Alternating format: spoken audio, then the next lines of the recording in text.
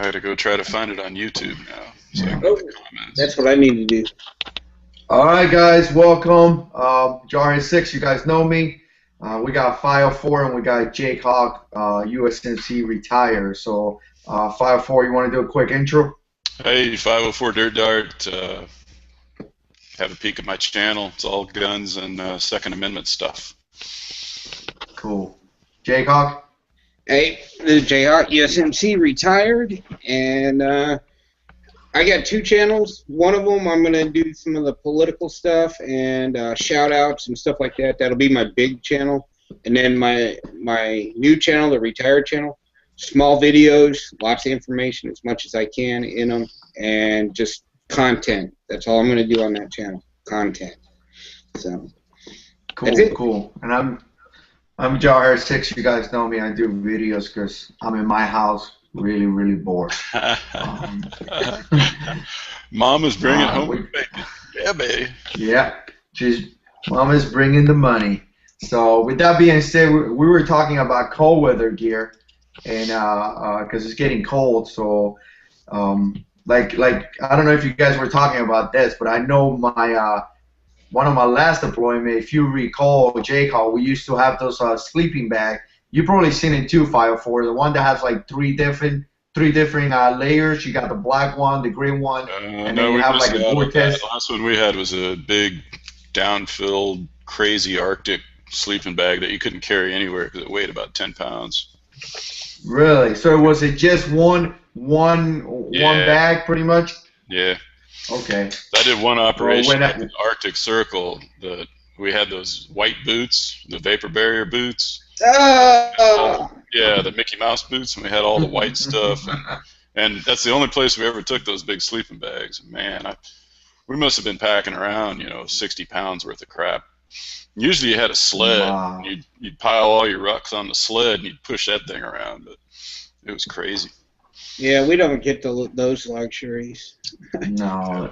I would never want to do a cold weather training. like you have done two of the things that I never ever wanted to do. One is jump out of airplane. Why would I want to do that? And the other one is cold weather training. You don't want to stay in those Air Force planes, man. They're dangerous. You want to get out of there as quick as you can. So you never did cold weather in Japan? You never went to Japan? No, I went. Yeah, me and Jayhawk were in Japan at the same time, right, Jayhawk? Yeah, for one of my tours. I was there 3 times, bro.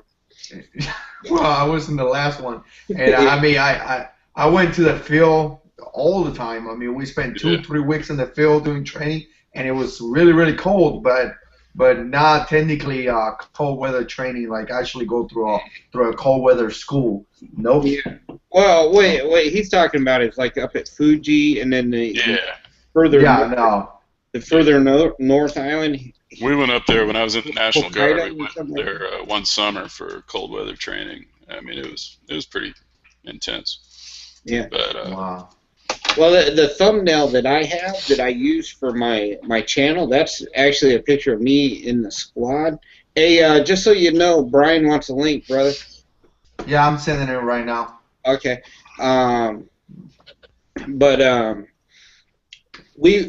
It's like I took that picture. There's no snow, no nothing, but it was like 20 degrees outside. And later that day, it started dumping snow. We had like 3 feet of snow on us. Coldest day of my life was at Fuji when it's snowing, raining. We're outside the whole day shooting 50 cals into Mount Fuji. Mm-hmm. So, yeah. You know what I thought was crazy? I mean, I don't know if you guys ever done this, but one of the last shooting ranges that I went, the 50 cals, they had like, it was like a fence kind of thing, and then inside the fence had like a little hole where you stuck the barrel. So like that, when it was pretty much degrees, because you cannot go so many degrees left and so many degrees right, because you would hit the people. So it kind of like stopped you from going so many degrees right, so many degrees left. Yeah, man, we just roll the Humvees up on the range and just go to town, man. Yeah, we couldn't when I was, and I'm telling you, man, it was funny because you had about 6 inches of a hole 6 to 10 inches of a hole where you stuck your 50 cal barrel, and that was the whole maneuver that you had. Yeah, you don't want to get lost on Fort Bragg, because there'd be a lot of nights on Fort Bragg the AC-130s would come in and shoot on the range, because there's not a lot of places for them to shoot over there.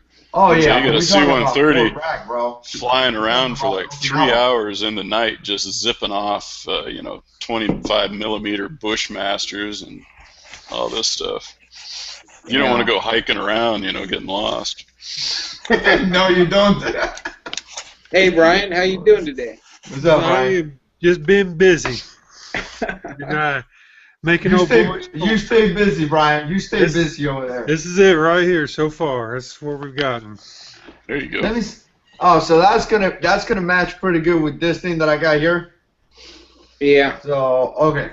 Yeah, it's so I have a few things left to do. I gotta tighten that up just a little bit at the bottom, and just keep sanding these edges until they're nice and pretty. But it's all getting there. It's weird. The color is really off because this is really coyote brown. Yeah, but I can tell it's coyote. I gotta. Hey, I don't know if you can tell, but I got a smile. I see all the teeth. So, oh man, this is the worst part. Did you see that polymer lower that Echo 316 just got this week? You got a polymer lower, and it's like desert sand color. It's pretty cool. Oh wow. I don't know about those polymer lowers, man. You talking about for AR-15? Yeah. Oh. Yeah, I don't know about it yet. Do they run pretty good? No, I don't know, man. I don't know much about them. Hey, Jarhead, actually, on your holster, I have done it a little bit different than mine. There were so many things. The last one that I made, I really like it, but there's a few mods that I wish I would have done, and I did that on yours. So actually, yours is going to be nicer than mine. The last one I made, anyway. Nice. I still have the smile. I can't just like. It looks so pretty that I can't get out of it. And you said you want a single mag pouch, not a double. I think they're. I don't care, man. Whatever's easier for you. They're both easy. Hey, Brian, if you make him a double, then he has an excuse with the wife to buy another mag. I like the singles. I just don't like carrying around that extra weight, but I keep meaning to make me a single. I haven't made one yet, so his will be the first one. Yeah, that's what I would figure out. What I kind of told Brian, that if a single I could carry it with me. But I don't know, the doubles you can put a flashlight on. I tried a double and it was too wide. Couldn't get it anywhere on my body where it wouldn't like stick out at a weird angle or something. Hey, do it like my XDM. Do it a V. I had actually thought about that, Jayhawk, and a matter of fact, I think let me pull it out for you. I'm going to do that. Where they're canted about 20 degrees or so, or about 15, 16 degrees maybe. Yeah. I think a single would do it, brother. Okay. I think it would be nice and easy. Yeah, I was actually thinking, it's funny because I was actually thinking when you said it, a couple of days before I was thinking about buying a holster, and that's why I was like, man, holsters get so expensive. Because I wanted to open carry, but I wanted to open carry a couple of times a month just for, I don't know if it's for fun, but I know the Yankee Marshal, he does like every on the second or something like that. So I kind of debated open carry a couple of times a month. I don't know if it's going to be a good thing. I don't know if it's going to be a bad thing. I like concealed carry, but here in North Carolina, a lot of people open carry.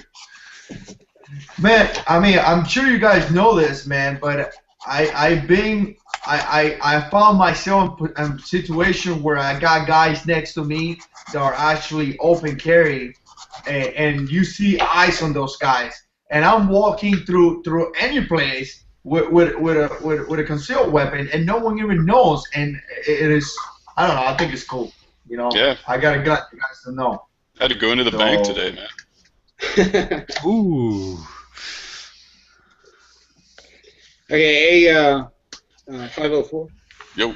If you do your mags like this. Yeah, that's very cool, man. That might help you. I think it might. Yeah, that's because pretty cool. it allows it to it curves like this. Yeah.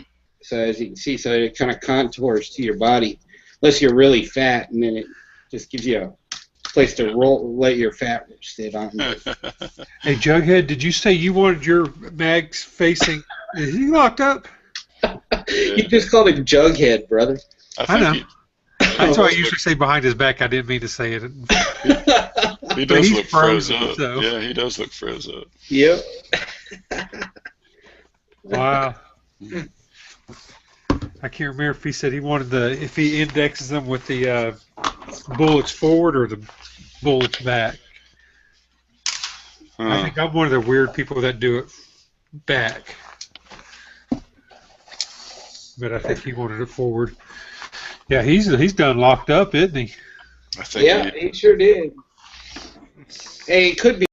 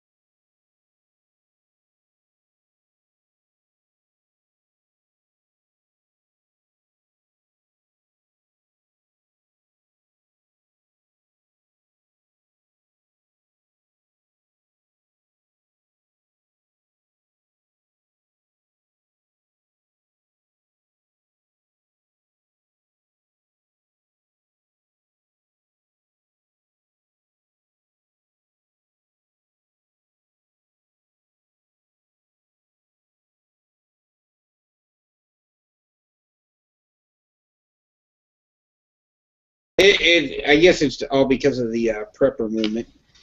Yeah, exactly. Although I've been getting jerry cans and stuff from a place, gosh, where is that place? It's a place back there maybe by you. What's it called? I have to look it up now. I've been getting a mail order. Really? Yeah. Well, you know you can. Well, I don't know. Are you retired? No. Oh, okay.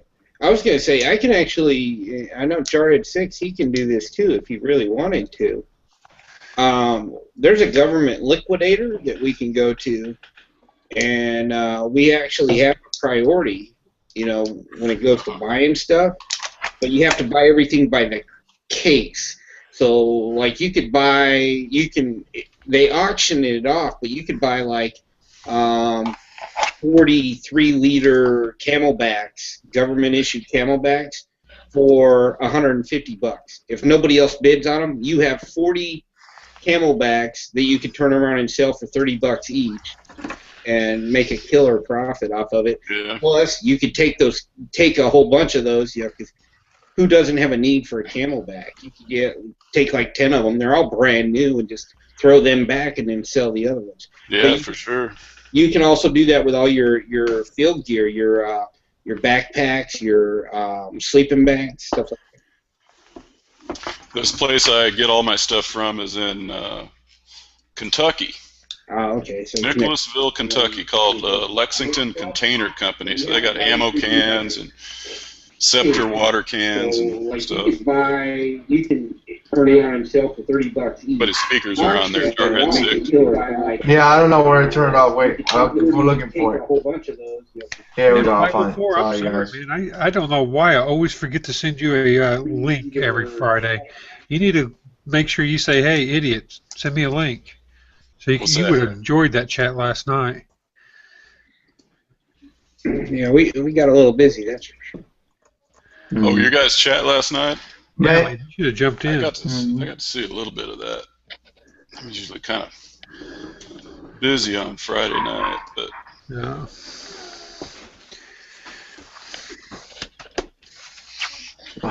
So what's up, Jarhead6? You got your internet fixed there? Yeah, man. I don't know what happened. Everything like went down, and I actually had to go back to like I thought you guys got signed out for something. I went back into the live stream event, and I click on go back into the thing, and then I show up here with you guys. But like I said, man, Google sometimes is racist and doesn't like me being here. So, but yeah, I was saying that I wanted to open carry maybe 1 or twice a month. Not making a big deal, but I know the Yankee Marshal does it like every on the second or something. I thought I was gonna jump into that and do it on the second just for fun to see how it goes. But do open carry like once a month or something?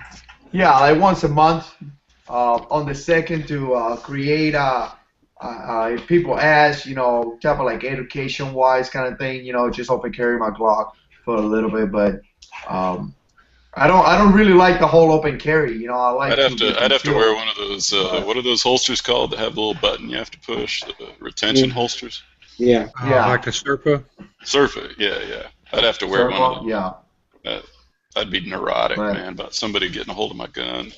Yeah, you just want to be careful if you do that, Jarhead6, because in some places, like here, you can't open carry in St. Louis. You can open carry in a lot of the townships and stuff. Which is the most dangerous place in Missouri.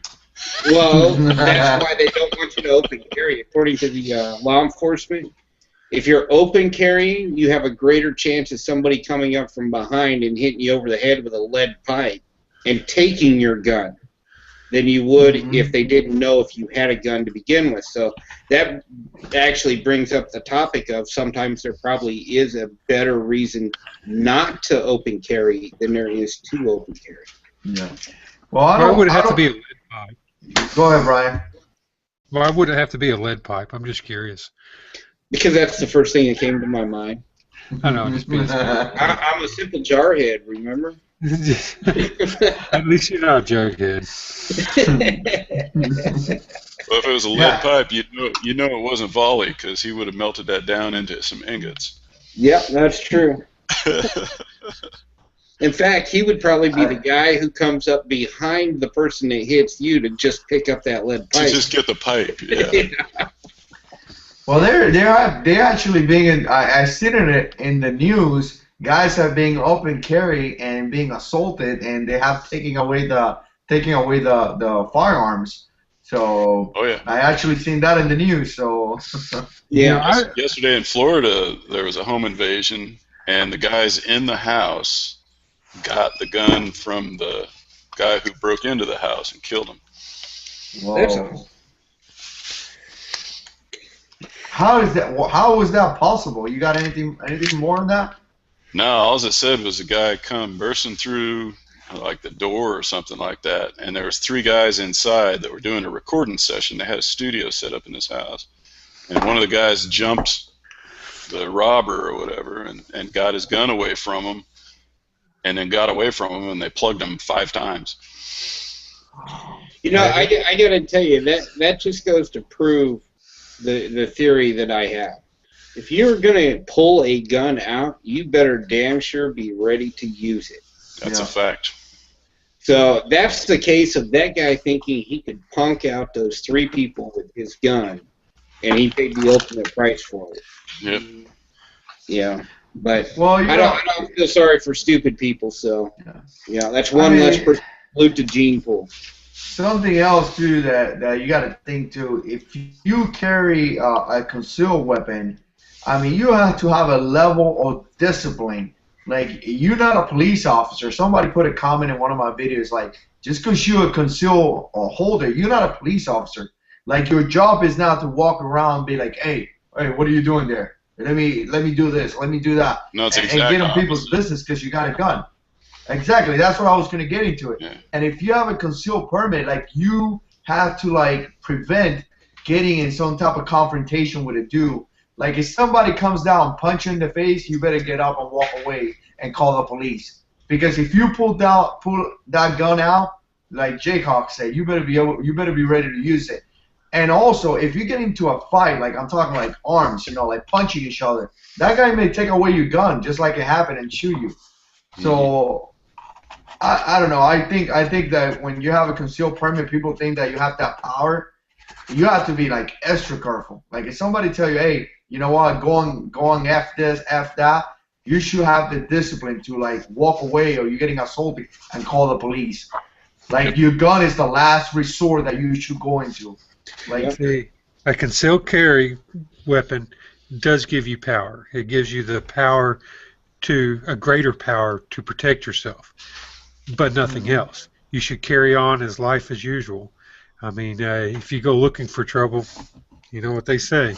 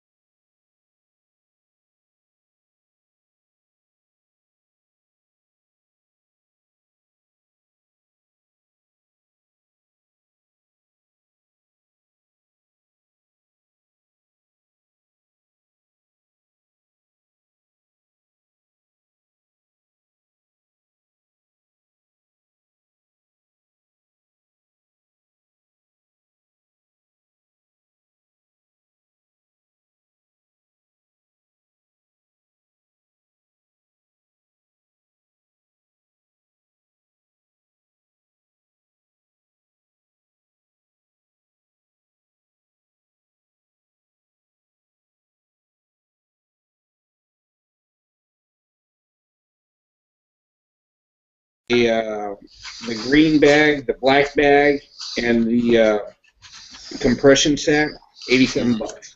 That's cheap. My mom got a brand new one for $100. That's still a good price. Yeah. Oh yeah. Well, we ordered it from a company that said it was brand new. When we got them, some of the items weren't new. And that's what it is. The new Gen 2 ILBE packs. I got one of those for $110. Yeah. I swear to God, the people that I ordered it from is a shop I have been to before because my mom used to live in Virginia. Quantico Surplus. This pack is used, but it was used by some freaking officer candidate. It used like one time. Right. So Their little 3-day FTX. Mm-hmm. Yeah. So I'm getting kicked out, and then it says that I'm not authorized. How can I not be authorized? I created this thing. So, well, it depends on the link you use to get back in. That's what's kind of it's one of these Google plus YouTube things that's all messed up right now. Yeah. Just like the comments you get now, sometimes you get one of these linked comments on your video and you can't reply to it. There's no reply button. It's like, oh, I know. I've seen those before. Yeah. You know what? I got one person in particular that happens every time they comment. And it sucks because that guy is always on the ball. Yeah, and there's no way to find out. I mean, that they made the comment somewhere else. Maybe it was on Facebook, maybe it was on Google Plus or something. They made it somewhere else. It shows up on your video, but you have no way to reply to it or to go find where they made that comment so you could actually reply to them. Right. So what I end up doing I end up just going to his channel page and sending him a PM going, hey, I would like to, I appreciate your comment, because this guy he always leaves really good comments. And all I can do is do the thumb up. Yeah, exactly. Yeah, that's all you can do. Yeah. Hey, we had a question here about pretty much keeping your rifles and your pistols in the same caliber. Chris, you guys talked about that already? No, we haven't. You just got bumped off when Chris posted that. So. Yeah, he got two 1911s, which are 45, and two lever action 45 rifles. What do we think about that? I think that's awesome. I'm doing the same thing. I'm 9mm, and I'll be picking up a high point 9mm carbine here, next month or two, as soon as I get the AR done. Yeah, I think the same thing, and that's why I purchased a Glock for my wife as well, just so we could have that Glock 1917, share magazines and all that stuff. I was rich and famous. I mean, Hank Strange was shooting, or put up video today anyway, shooting his DeVore with a 9mm conversion. That thing is sweet, man. Oh, yeah. And you know what, man? When it comes down to prepping, it gets expensive as well, man, because you start buying different calibers. It's just difficult to prep because you gotta use more money.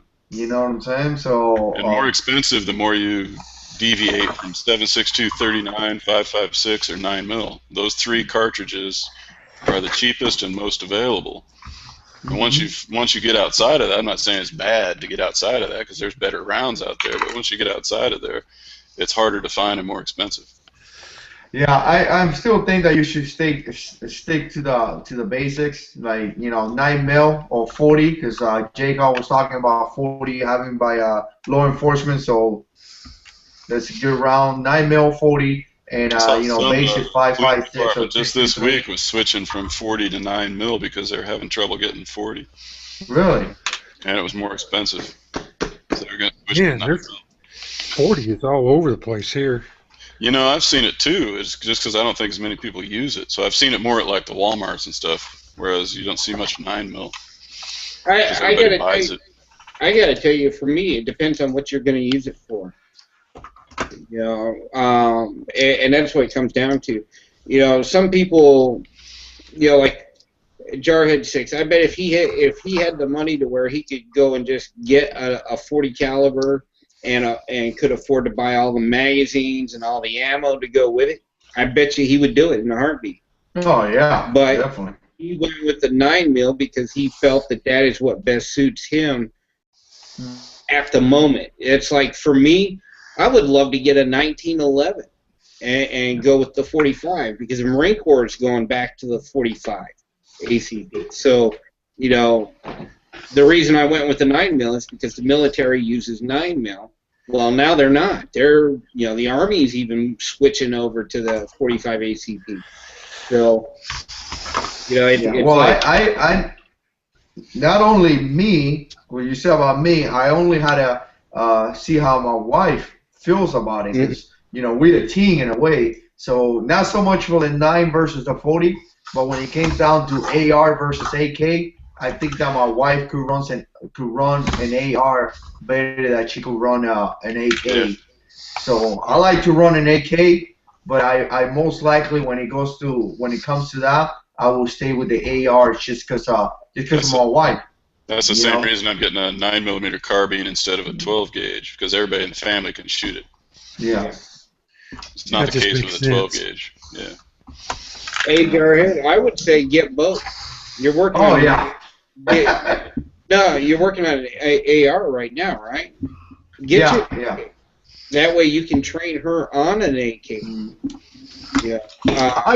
I got no doubt that she could run an AK. I mean, she could run a shotgun 12 gauge with no issues. So well, she can run an AK then with nothing. Yeah, she can run an AK, but I just know the AK is a little bit longer, but I don't know. She kind of like the AR better, and I don't know, man. Well, it's definitely got better ergonomics than an AK. Yeah. I am gonna get me, not now, maybe not in the next year, but at one point in my life, I'm gonna get me one of those pistol AKs that you have, because they're just awesome. Dude. That is pretty cool, isn't it? I love that. Yeah. Gotta get the PAP. Yeah, I can't give you a time frame right now, but just know that it's in the list. Well, just know this: you can still get it for $3.99. I should get it now because it's going to go up in price. We know that. The compensator was $65 though. Mm-hmm. But I see the little. I can't even remember. I got it at Rapid. I don't know if it'll show up on here. You see the little AR. Looks like a skull. Yeah. That's the thing LWRC came out with, and they sold them to the Saudis for their like special protection teams. I mean, you could conceal the dang thing under a jacket. It's just tiny. Wow. Tiny little thing. Pretty cool. I'll tell you what, J-Hog, you like that pistol AK because you always have it. I've never seen you other than that. Hey, where's the AK? And it has been at one arm distance. Like it's always like around you somewhere. Yeah. Well. Yeah. That's because you're right next to my computer and all my guns are in my room. I mean, when I went to get this, I mean, you guys saw me moving guns around. I think I had like 4 guns right behind me. But I don't know how you can move 4 guns. You only have 2. I borrowed some from you, brother. Man, come on. We have people watching here. Hey, I'm going to go now. I'm going to go actually eat dinner. And Jarhead, I just want to let you know that it is completed. Wow. Oh, that's nice, man. Thank you. Oh, it's done.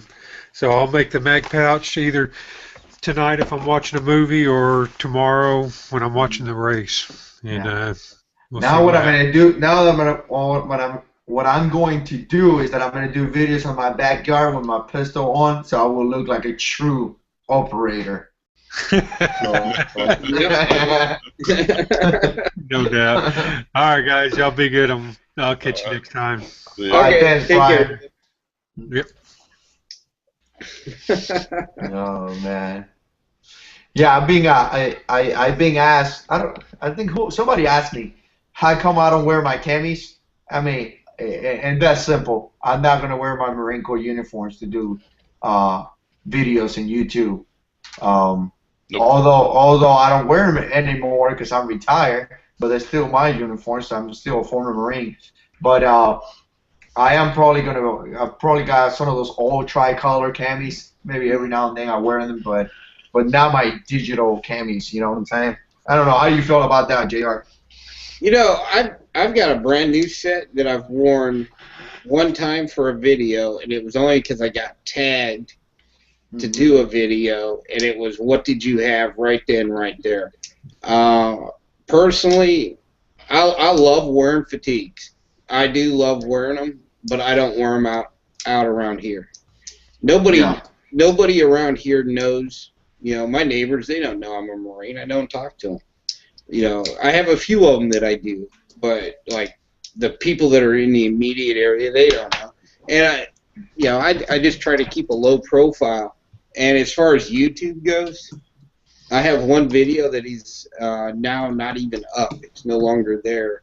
And so I don't wear them. I got that one where I was wearing my ATAC fatigues, and I love those things. Those things they're sweet, but yeah. And I went with the Army trousers on that. No, I love those pockets on the side of your calf. Mm-hmm. I think that and the way they made the trousers, the seat of the trousers for the Army version is kind of like the old Woodlands for the Marine Corps. So they were more of like a martial arts type pants, and the Marine Corps ones suck. So I'm just like, yeah, screw that. I'll go with the Army ones. Yeah, man, I saw someone today, a really old guy. Was maybe yesterday? Was an old guy, and he was wearing an old, well, not really old school, but you know, I got issued the tricolor camis, just like you did, Jayhawk. And remember how we used to iron the covers, and we used to have it like, you know, like really starch and up and coming down and all that. This guy had the perfect cover, man. Like his 8-point cover was like to the T, you know, like a really old guy. I was like, man, oh man, you old school, don't you? Yeah, you know, I'll tell you, that was you sent Tom some covers, and he was talking about the old school, or the older ones, and I'm like, no, brother, the way those covers are made now, that's the lazy man cover. That's what I hated. I hated those covers, you know, because all you had to do, it was simple. To turn your cover into a weapon, all you had to do was buy some of that heavy starch, just pour the hell out of it all over that cover, rub it in, let it dry. Yeah. What's it called? Staples or something? Yeah. And then you when you go to iron it, you get you a toilet paper roll. Toilet paper. Wrap it in freaking duct tape all the way around, and then you would just freaking spray starch on the thing again. That way you could freaking maneuver it, and you just roll it around and hook it up, and then do the tops. I used to love doing that stuff because, boy, you could hit somebody with those things, and man, you could see them. You could see them. The best ones though, the Mama-sans. You went to Japan and Mama-san starched your cover. That thing, you would break bricks.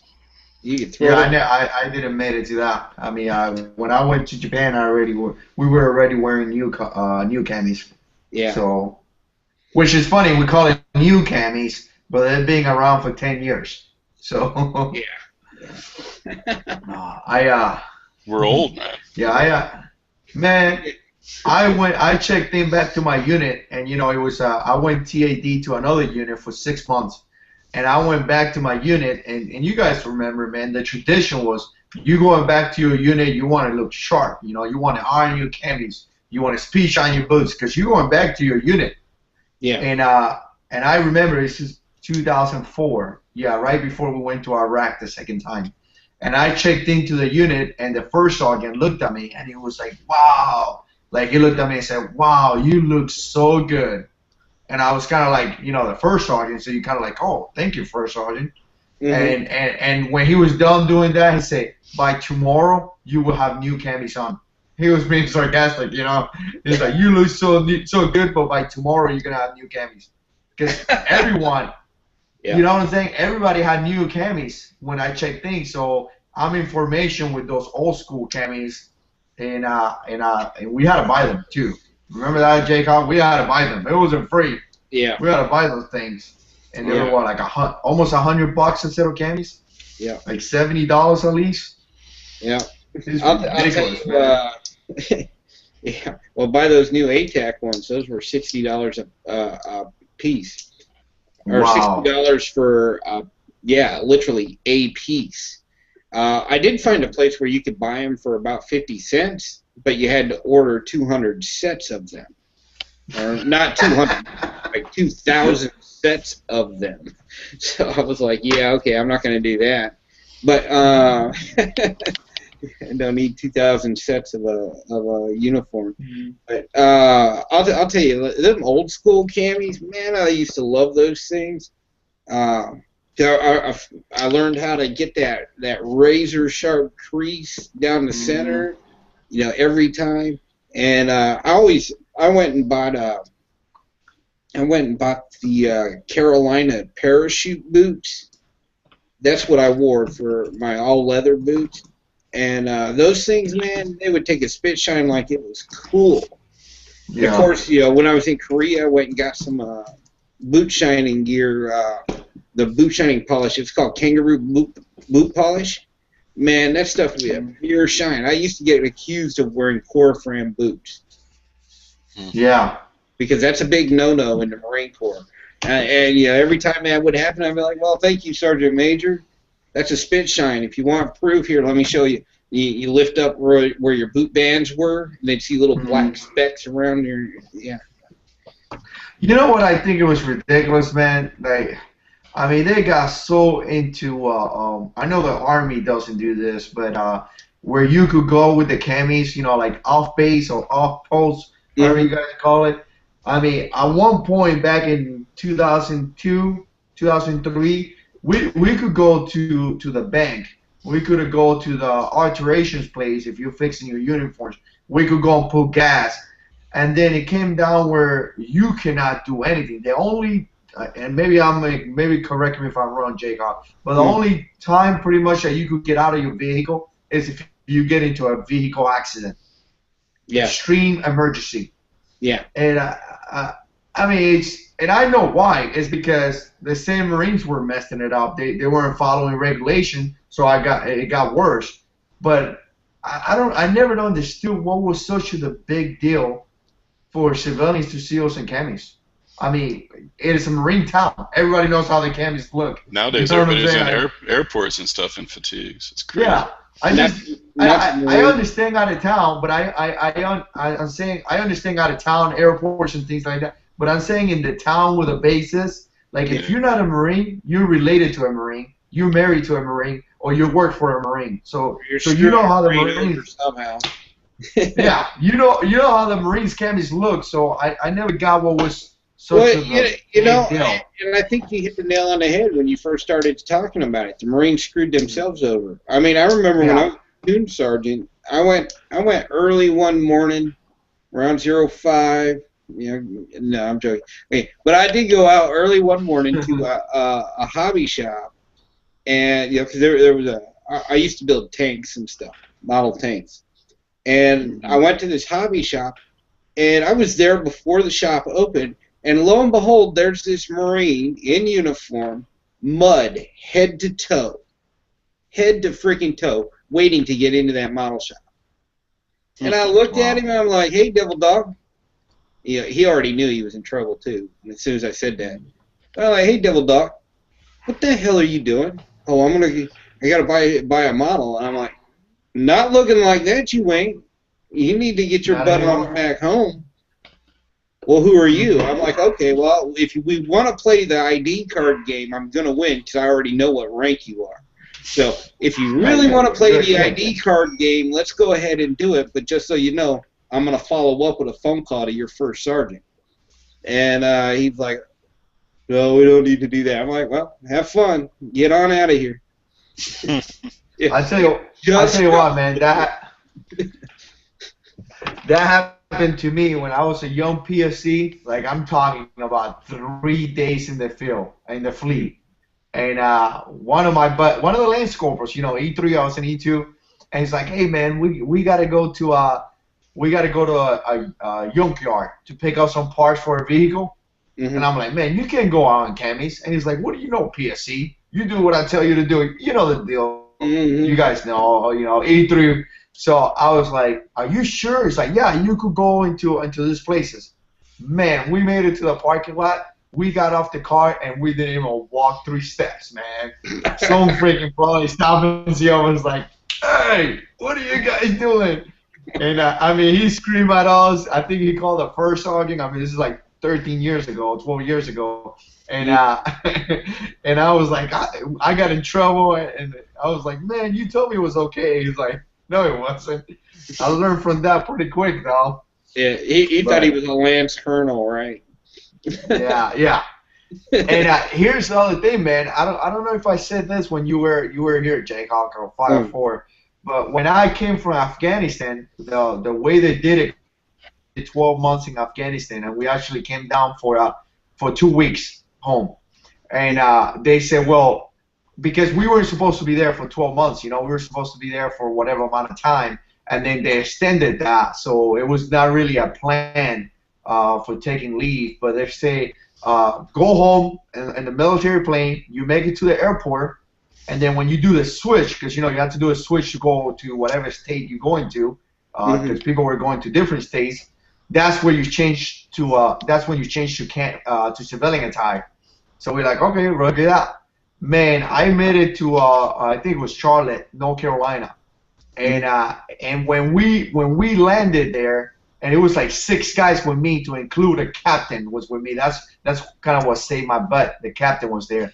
The guys were like, hey, you guys have no time to change. The other plane is waiting on us. Like the other plane was actually halted, waiting for me and the other 6 guys. So like we ran through the airport, running all the way to the other place. Like by the time that we went inside the other plane, we didn't even have time to go to the bathroom, man. And I sit down at the end, and when I sit down, I'm looking to the right, and I see this old guy, and this guy's like, hey, Marine, where are you coming from? I'm Sergeant Major, blah, blah, Marine Corps Base. This guy was the Marine Corps Base Sergeant Major, and I'm so the first thing I said, man, like you can picture this, Jayhawk, I'm 504, this is Sergeant Major, this guy's an E9, I'm an E5. I looked at him and I said, Sergeant Major, I'm authorized to wear cammies. That was the first thing I said. And he goes like, no, it's school, Marine. When you coming? I say, yeah, we just debarked. We're coming from Iraq. And the guy was cool as hell. But the first thing I said, man, I was like, I'm authorized to wear cammies. I don't care what you say. I'm authorized. So he was like, oh, man. I was like, man, I landed in the United States, 8 months in Afghanistan? I landed like 5 minutes ago, and I'm already going to get my butt shoot. No. But, oh, man. I'm going to tell you, a good buddy of mine, he was a corporal at the time, Corporal Pinkerton. This guy, I've lost track of him. The last time I saw him, he was actually a first sergeant now. Then I think he's a sergeant major, actually, now. But when he was a corporal, he was in Home Depot. And, just after work, he was in Home Depot doing whatever he was doing. And he saw this Marine walk by him in cammies. But he didn't have his blouse on. So he was boots and utes, but he had his cover. Going through Lowe's, he had his cart, or Home Depot, or whatever it was. He had a cart and everything. And so no way, man. Pinkerton, being an NCO, corporal of Marines, he's like, hey, Marine, get over here. And Pinkerton, he was a big guy, too. He was a real big guy. And, the Marine's like, does that number. Pinkerton, he wasn't going to have any of that. So he went up, and he freaking got up to that guy, pulled the cart. What is your major malfunction, Marine? Who are you? He's like, well, I'm Corporal so-and-so. He's like, well, I'm Captain so-and-so, and I can do this. He's like, well, Captain, nice. You should know better. Yeah. Like, well, I'm a company commander. Really? What unit? Man, the next day he reported that to our sergeant major. Our CO got with their CO, and that captain ended up coming down and apologizing. Good. Because our sergeant major flipped out on that guy. I would have loved to have been a fly on the wall on that one. But then again, my sergeant major at that time, his Vietnam buddy, they were privates together with Sergeant Major Overstreet, who was Sergeant Major of the Marine Corps at that time. Man, I'll tell you what, man, I was in Afghanistan, and we had a second lieutenant, and he was sitting at, the highest level, the G level, the master guns, 27-year infantryman with a Bronze Star and Combat V awards. Great guy, man. I saw him about 2 weeks ago at the gym. I mean, he's a civilian now. I mean, the guy was freaking awesome dude, man. I learned how to be a Marine by watching that guy. But he was sitting on the Master Gun's desk with his legs up on the desk, and I was a sergeant, and I said, sir, I don't know, I've been in the Marine Corps 8 years right now. I'm like, hey, sir, you know what? It may not be a good idea to sit down at Master Gun's desk and put your legs up like that. And second lieutenant said, oh, don't worry about it, sergeant, I got it. I said, okay. Man, not even 10 seconds later, Master Guns, because we were inside, in a tent, and those tents that have like different aisles, different wings. Yeah. Man, Master Gun turns on the wing where his desk was and saw him. Oh man, I never seen a second lieutenant getting cursed out like that, man. Like he got cursed out like it was a PSC, man. I mean, I cannot even say the words. I don't repeat the words that he said anymore. At one point I did, but not anymore, man. Like the F-bombs were flying. The last thing he told him, he looked at the major, and I said, Major, you better get your second lieutenant out of my face. And I was like, and after that I say, hey sir, I told you so, but you're not listening. And a good officer, we know this, a good officer, if the officer doesn't listen to the enlisted men, that's a good officer. So I got to tell you, I can honestly say that in my entire time, and I got to train 6 second lieutenants. Out of 6, only one of them was a real bag, and I was only with him for a couple of months, and then I got moved to a different. My specialty was actually aircraft refueling, and the staff NCO got out, so I moved over there. But that turd one time, as a second lieutenant, tried to lock up my Chief Warrant Officer 3. My Chief Warrant Officer 3 looked at that lieutenant, and he was like, hold that thought, Lieutenant. Hello, XO? What the hell is wrong with your freaking lieutenant here who thinks he can put me in a position of attention and tell me what's what? You could hear the XO. We had a major. He was a prior enlisted EOD guy. You could hear him, get that freaking lieutenant on my phone now. He's like, 1 second, sir. Freaking lieutenant grabs his phone. Lieutenant so-and-so. He's like, you got 15 freaking minutes. Are you in the position of attention? That's funny, man. I mean, it was crazy. Needless to say, that lieutenant never stepped foot in our building again. Yeah. He was not allowed. we had our first sergeant was a big guy, big freaking dude, like huge. Like this guy was one of those guys that couldn't even wear sleeves, had to cut up to be able to roll them because his arms were too big. Yeah. And man, second lieutenant coming in alphas and like a little ribbon. Tried to check in, and it tells the first sergeant. He was a master sergeant, I think, as a first sergeant, Billy. He said, Master Sergeant, don't I ready to salute? And Master Sergeant, he's like, Lieutenant, you better go into my office and send him POA to report to me. And I was like, can you do that, Top? He's like, I just did. And I was like, okay, man. Yeah, because he was the acting CO that day. We had. You go into some of the small units where you're just doing infantry missions, and like our unit was so small, man, to do attach your infantry missions and things like that. And we barely had any officers. It was just a first sergeant, maybe a staff NCO, and that's it, man. Yeah. So good times though. I gotta tell you, I worked with some good ones. I worked with some really good. Yeah. Yeah. Shoot, it's another week, Jarhead6. You shoot that 357 yet? I asked you this last Saturday.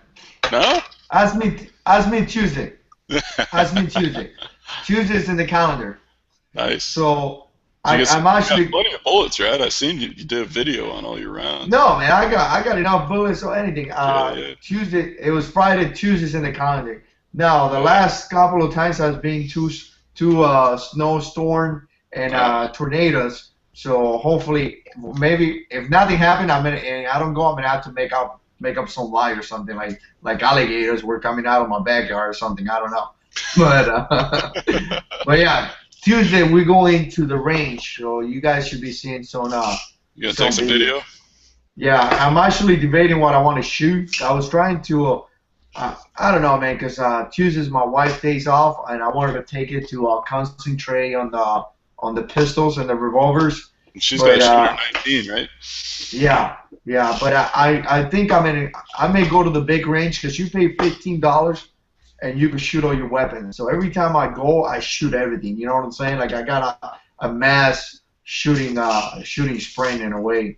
So I may take my 2 hunting rifles and I may take my shotguns and my pistols and just go out and shoot a lot and record some videos, you know. So if not, I'm just gonna take the 3 pistols and just go and shoot and have a good time. So because the rifles and the shotguns take so much, not so much, but it takes a little bit more planning and headache because you got to move from the 100 yard to the 25 yards and then back to the other yard. They have different stations in the range where you can shoot, and there's people there. So I don't know, man. I think I'm gonna go that way, man. I want to shoot my 30-06. I haven't shot that in a while. So what's going on with the AR? Anything new? Yeah, I saw it. Tuesday when we were doing the AM5 chat, right after it was over, Ted showed it to me. I mean, it's completely done. It was like well packed in a box, and he just got to go to the mail place, and not the mail place, the FFL. I already sent him the FFL paperwork address, and he has to go to his FFL mail day. But it's completely done and completely ready to even pack and everything. Nice. The thing, man, I was looking for a barrel. I've been looking for a barrel now because I gotta buy one, an Opert, and I think I missed that deal with Palmetto. Was it Palmetto State Armory? The one that was like $299, complete Opert. I have another one. Don't worry about it. Yeah. I haven't seen one. That one that one was running till Friday, I think. But I mean, they'll have another one this month. Okay, no rush. I gotta get back to it. This stuff's not going up.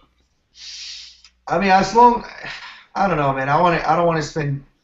I think I'm gonna end spending about $450 at least, because if I get a special like that, $299, and then I buy a bolt and the charging handle, that's probably gonna be what, like $100. You're gonna spend like $79.99 without a charging handle, or like $113 or something like that with the charging handle. So I mean, by the time you're all done, you're gonna be $450-ish. $450. But I tell you what, man, Ted hooked me up. Like he put a Magpul stock on him, and he made it. He made it look. It's pretty, man. It's like very pretty. I like it. So all you need is the upper and the bolt carrier group and the charging handle, and you're good to go then, right? Maybe and the sights. And the sights. Yeah. I want to get some. I want to get some basic iron sights, like not iron sights. The flip up we talked about, but you said they were plastics from Magpul. So Magpuls are plastics. I don't think I'm going to go that route. So I'm still looking around. I haven't found exactly what I want yet. But I changed my mind when you said they were plastic. It totally destroyed my vision. I mean, maybe if they're really cheap or something, I might think about it, but they're not that cheap either. So if I'm going to spend that much money on some flip ups, I'm going to get metal ones. So because I like the basic iron sights, man. Me personally, like I have no issues. Side in the back, man, that's nice. I got no issues running the 2 sides, the one in the front, the one in the back. Because the opener that I want to get is not going to be the one with the basic A2 sight or whatever. It's going to be the flat top. So I'm going to have to get the I'm going to have to get the front and the back. Yeah, me too. I had no issues running that. Yeah. I'm okay running iron sights for a while. I'll probably run mine like that for a while too. I don't know. We'll see. Yeah. I mean, it's just, I don't know, man. Optics are cool, but I mean, it requires more maintenance and I don't want to buy a cheap one either. Maybe I get an EOTech in the next year or so. When I have the money to spend $500 on it, maybe I get it. But people are having good luck with that Vortex Oh yeah, yeah, that's true too. The Vortex and the Bushnell. Bushnell makes one. It's called TLR or maybe something like that. Yeah, I got one here somewhere. Yeah, I heard good things about that one as well, man. Yeah, I think it's around $100 maybe for the AR one. Yeah, it comes with a mount and everything. Mine doesn't have the mount, so mine was $70, but. You heard good reviews on it too? Well, I have, but I haven't used mine yet, so. Okay. I don't know. Yeah. I last scope that I got for Bushnell, I got one of those banner scope. It was like maybe 4x12 or 4x16 by whatever, by 40. And I pay almost $100 in Walmart, so it's for a budget rifle. And the cross, man, the cross on the inside is like crooked or something, man. I don't know what's the deal with that. I'm gonna have to maybe call the company and see if it has some kind of warranty or something. But I shot like 20 rounds, 30-06, and I don't know why you know what I'm talking about, the cross on the inside. Yep. So what I got to do is that I got to hit it. Like when I aim through it, if I hit it in the top of the scope, it starts rotating into it looks perfectly the way it's supposed to look. That's no good. So yeah, I guess that's what happens when you buy a crappy scope, man. Yeah. You get what you pay for, bro. So. Yeah, you do. Yeah, I'm trying to think. Somebody's got a couple of those little Bushnell TRS units. Gosh, can't think of who it is right now, but I don't know. I think maybe they're going to be okay, but I guess we'll see. Yeah. Like I say, I haven't used it yet. Well, you see that video that I put out with the new holster that I got for the 17? Yeah. Man, I've been $30, man. That's crazy. Yeah. Dude, I've been carrying this gun for the last 2 days in my pocket, non-stop. Yeah. Like, I'm talking about in my house and everything. Like I haven't taken it off because I want to see how it feels. You know what I'm saying? I have the exact same style, except for my Walther, but it's the exact same clip and everything on it, man. And it's awesome. Excellent holster, man, so far. Hey, did I miss something? But did Metal Trooper 62 win a Mosin Nagant? Yes, he did. That is awesome. Couldn't happen to a better guy. Yeah. Zombies Are Us. He won it today. Oh, he did.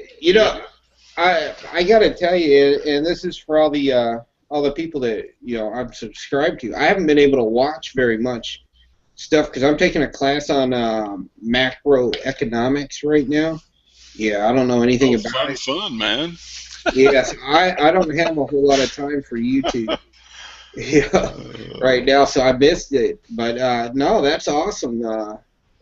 Good job there, Metal Trooper. I'm glad you won that. Yeah, he was a little bit excited.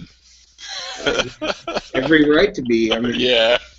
No, for sure, man. That's cool as hell. Yeah.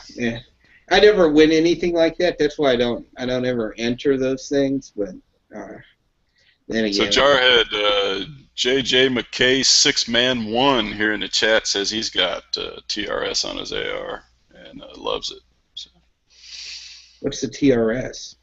It's a little cheap Bushnell optic, 3 MOA. The trophy. Yeah. I have. So there's a trophy and then there's a AR trophy, right? It comes with a mount. So there's 2 different ones, but.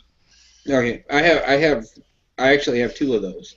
I just I have one, but I haven't used it yet. So. Yeah, I haven't had a chance to use it either. Yeah. What are we talking about? The TRS trophy. Bushnell. Okay, yeah. Yeah, I have 2 of them. I just haven't been able to use them. Yeah, I haven't either. I got one on Amazon for $70 delivered.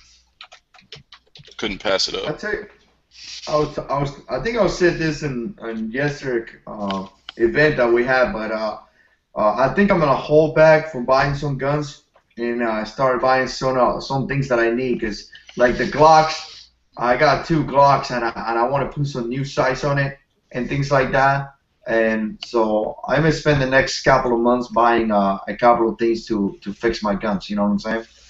Yeah, man. So I know, Jayhawk. I know your XDM real size. I wouldn't even get to say anything about that this time, bro.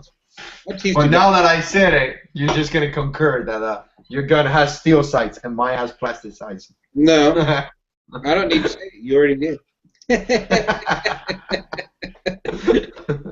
You know, bro, like I said last night, man, I only do that just to mess with you. Personally, you know, I don't like the Glock because it doesn't fit in my hand, but I will never deny their reliability or their reputation that they have.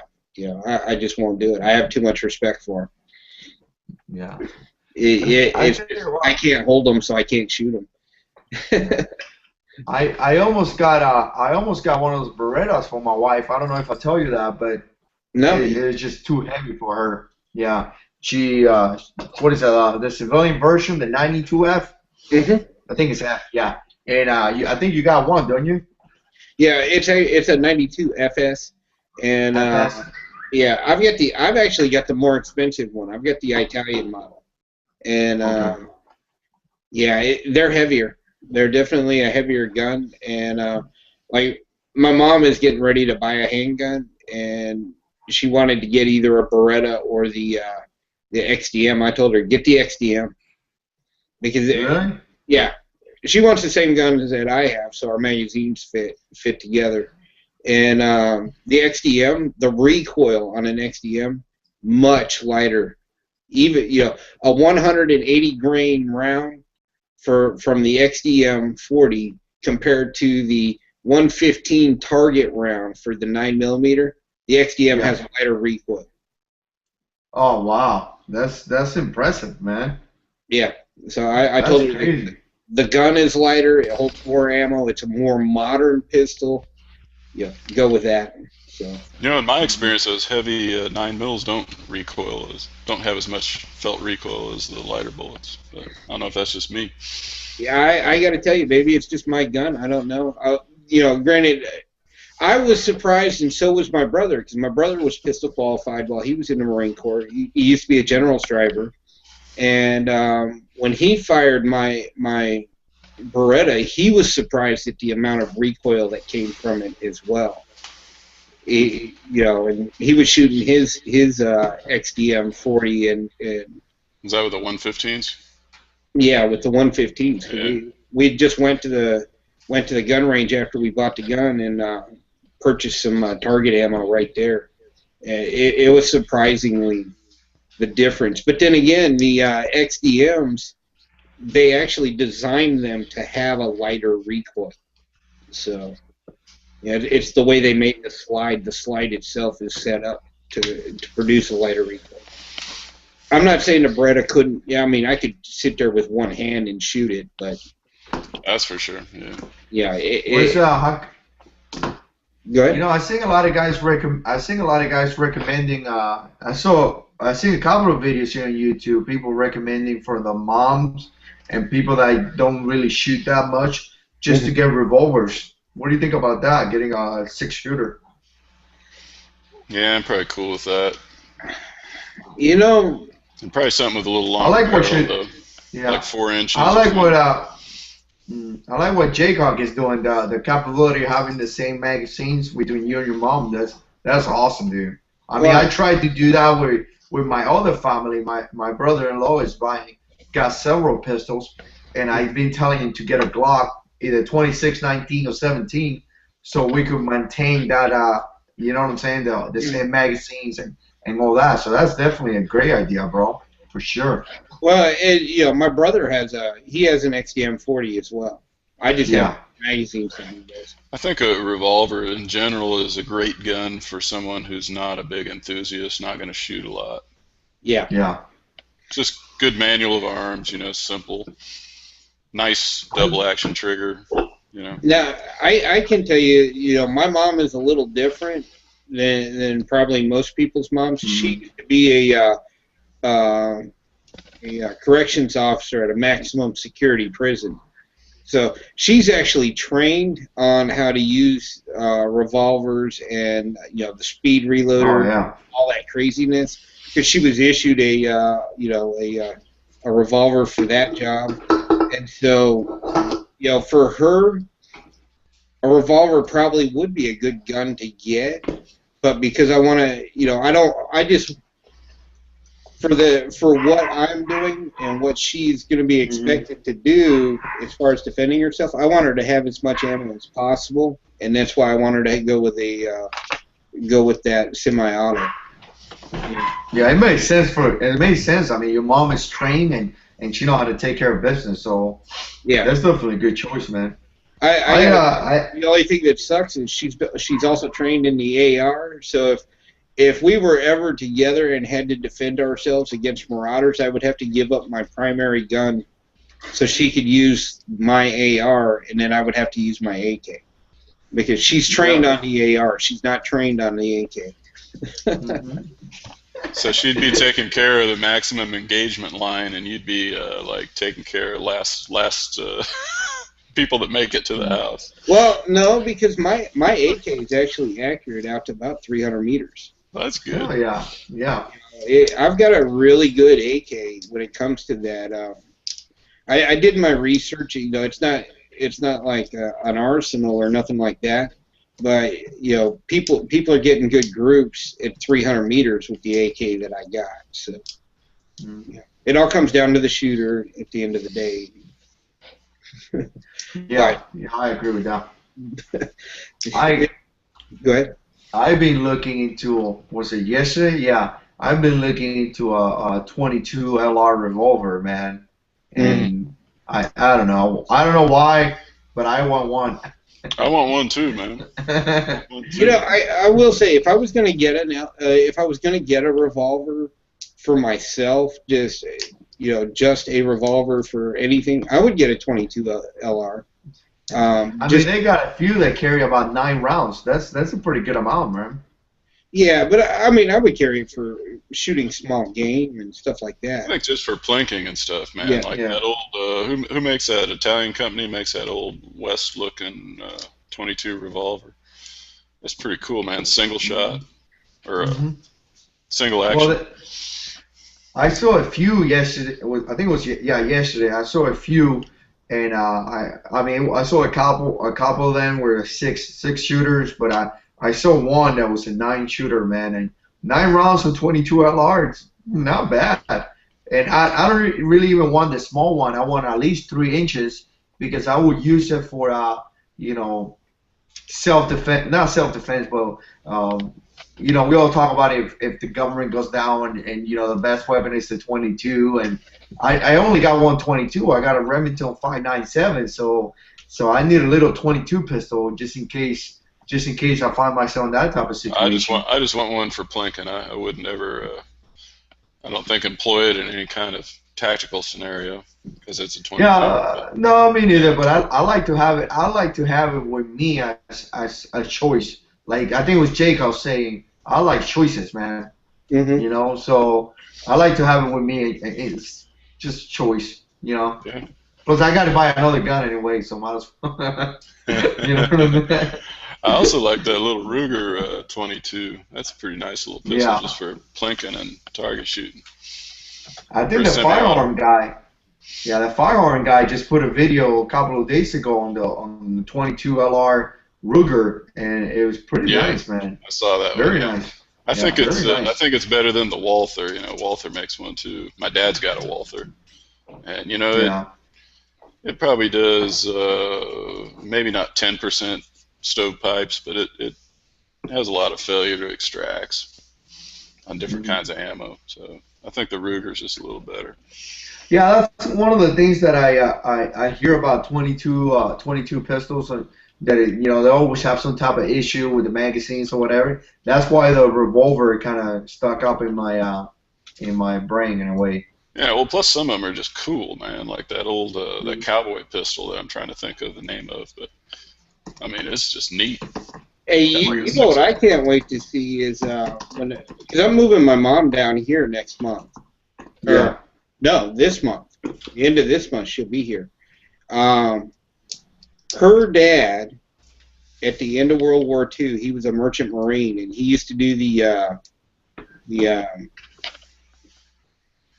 he did the mermaids run on the ship he was in, but before they came back to the States on the last run, they did a stop off in Germany. Her dad picked up a book that has, it's like a big photo album book. Yeah, let's see if I can get this on camera. For some reason, I can't get in there. A big photo album book, all original photos with the guy that he got the gun from and the book from, with that person in Adolf Hitler. Nice. Really? So, I mean, and it's all, everything's original pictures. Like, they took the original picture and posted it in the book. Huh. Right? What kind of gun is it? She got a, her dad also got a P-38. Oh, nice. So now, I'm like, I can't wait to see this P-38, because if it's got serial numbers on it, then that's worth a gazillion dollars. Yeah, you could trace who owned it. I was like, you know, if you have, you know, some field marshal who owned the gun and your dad somehow had it, that thing is worth some money. If not, it's just a Nazi P-38 gun, and they're worth like about $700. Yeah. But no, she has one of those, and I was like, that's awesome. Cool. Those are great guns. Yeah. I just got the first pistol I ever shot was the 22 version. I forget the company that made it, but there was a company that made like official 22 caliber Lugers, and that's the first pistol I ever shot when I was a kid. Oh wow! Awesome pistol. Yeah. No, she doesn't even know how to check it right now. Right? I think she thinks it's been disabled, but I think what it really is her dad probably packed it full of grease, the barrel, because she said it's all black on the inside of the barrel, and I'm like, yeah, well, he's coming over on a Merchant Marine ship. He probably packed that barrel full of grease to keep it from getting rusted, and you know, after so many years, that grease just turns hard. So once she gets down here, I'll look at it, see if we can clean it up, take it to the range. Nice. Yeah. Grab a serial number. Well, you know what's Yeah. You know what's funny, man? The first time I shot a gun was in the Marine Corps. First time. So yeah, I knew a lot of guys. First time they shot was in basic. Yeah. And the funny thing was that the first time I shot a rifle, and keep in mind, I shot Esper in the pistol many times, like 5 times Esper or something like that, and I shot Esper in the rifle many times. But the first time I ever shot the rifle, I unked in the rifle range. Oh wow! Yeah, and the reason why is that I never shot a weapon before. I find out that I'm left eye dominant. Even though I'm right-handed, I'm left eye dominant. So I have to aim with my left eye. And I went through the whole course, and I couldn't see the target. You know, you can't hit what you cannot see. Yeah. And the PMI, the instructor at the end was like, "Let me see how you're aiming." And he noticed that I couldn't close my left eye and have my right eye open. So he told me that I had to shoot left-handed. And you know, I'm like, "What do you mean shoot left-handed, man? I'm right-handed." So I shot left-handed, and I qualified. And since then, for like 12 years in the Marine Corps, I always shot the rifle and the pistol left-handed. And I shot Esper many times. Now with the pistol doesn't really matter, because you can bring it up and just like kind of like shift it to the left and aim with your left eye. The only problem is that I tend to shoot left, so I always have to compensate. You know, like kind of aim Kentucky wind. That's your crappy trigger pull, a little bit man. to the right. You're pulling them left. Oh yeah. Well, you got to think, man. If I bring it up and I'm using the other eye, I'm already moved a little bit to the left. I should hit the trigger. You know, use crappy trigger to the right. Maybe I compensate a little bit. I'm just messing with you, man. But I'm the same way. I'm a left-hand shooter, but I shoot pistols right-handed. And it's just crazy, man. It's just one of those things that you will never find out unless you actually start shooting weapons and things like that. You know what I'm saying? So. Hey, I shot my left hand once. Does that count? I don't think that counts. You serious? I don't think okay. No. I knew a guy that shot his kneecap off in Iraq, Let me see how I put this down. After a combat situation, I guess he got a little bit pumped or something, and got too excited. And after we got hit, about 10 minutes later, he came out of the vehicle and shot his kneecap off. And of course, he came out with he was an NCO too. He came out with an excuse how he shot himself, but the reality was that he was being stupid, and that's how it happened. And he actually got busted down to the lower rank because of that. Yep. I got pictures of him someplace on my computer. Me and him. I'll tell you, I know of a Marine that he had on a what are those, the 3-point slings, but he didn't adjust it. He standing guard and shot himself in the foot. Oh my goodness. Granted, they were gonna bust him down because you do something stupid like that in theater, they bust you down for it. He swore up and down his gun malfunctioned.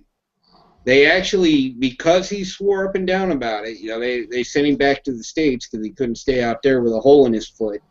But they sent his gun to Quantico, Virginia, and found out that the gun really did malfunction. First time in my 20-year career have I ever heard of an M16 ever malfunctioning like that. He was just standing guard and poof, round went on. You should have been in the service in the 80s. Really? All you had to do was bump the stocks. Mm. What was that, Tom? The M16 A1s? A1s? Yeah. I think it was the M16 prototypes. No. I didn't fire stoners. Hey, you know what is A1 probably. You know what I found interesting was when I was in Somalia. I always thought the Marine Corps, we always got what the National Guard didn't want as far as equipment and stuff goes, right? It's like the Army would get it, they would use and abuse it, and they would pass it down to the National Guard, and then when the National Guard was done using and abusing it, they would send it to us. In Somalia, I realized that we're not the end of the line. The Seabees are. Because the Seabees were driving around in Korean War vehicles. TR Prepper was a CB, right? He can tell you about that. And I swear to God, they had AR-15 in Somalia. I tell you what, man, the Seabees, and yeah, you're right, 504, TR was a CB. Those guys do a great job, bro. Oh, I love them. I love them. Awesome job, man.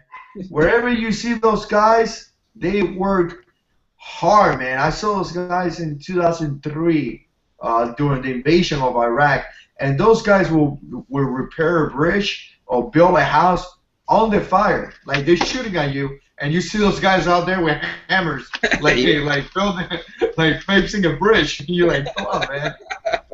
Shoot in one hand, hammer with the other. Yeah. Wow. I just thought it was so funny because, I'm sitting there, I was a Marine Lance Corporal. I'm thinking we got like the worst gear out there. We're scraping pennies just to keep our gear together. The Army comes out, like I was up at Ballydogle, which is like a 4-hour trip away from Mogadishu. We were out in the middle of nowhere, right? And we were set up. The Army comes out. They bring out a third shop with them. An Army truck comes in, and they're like, oh, there's a little problem with something on this engine. So they just pulled the whole engine out and put in a brand new engine, sent the truck out. And we're sitting here swapping tires just to make sure we have better tread on one tire versus the other or whatnot. We have no money. And then when the CBs show up, we're just like, man, I have pity for them. You're gonna laugh.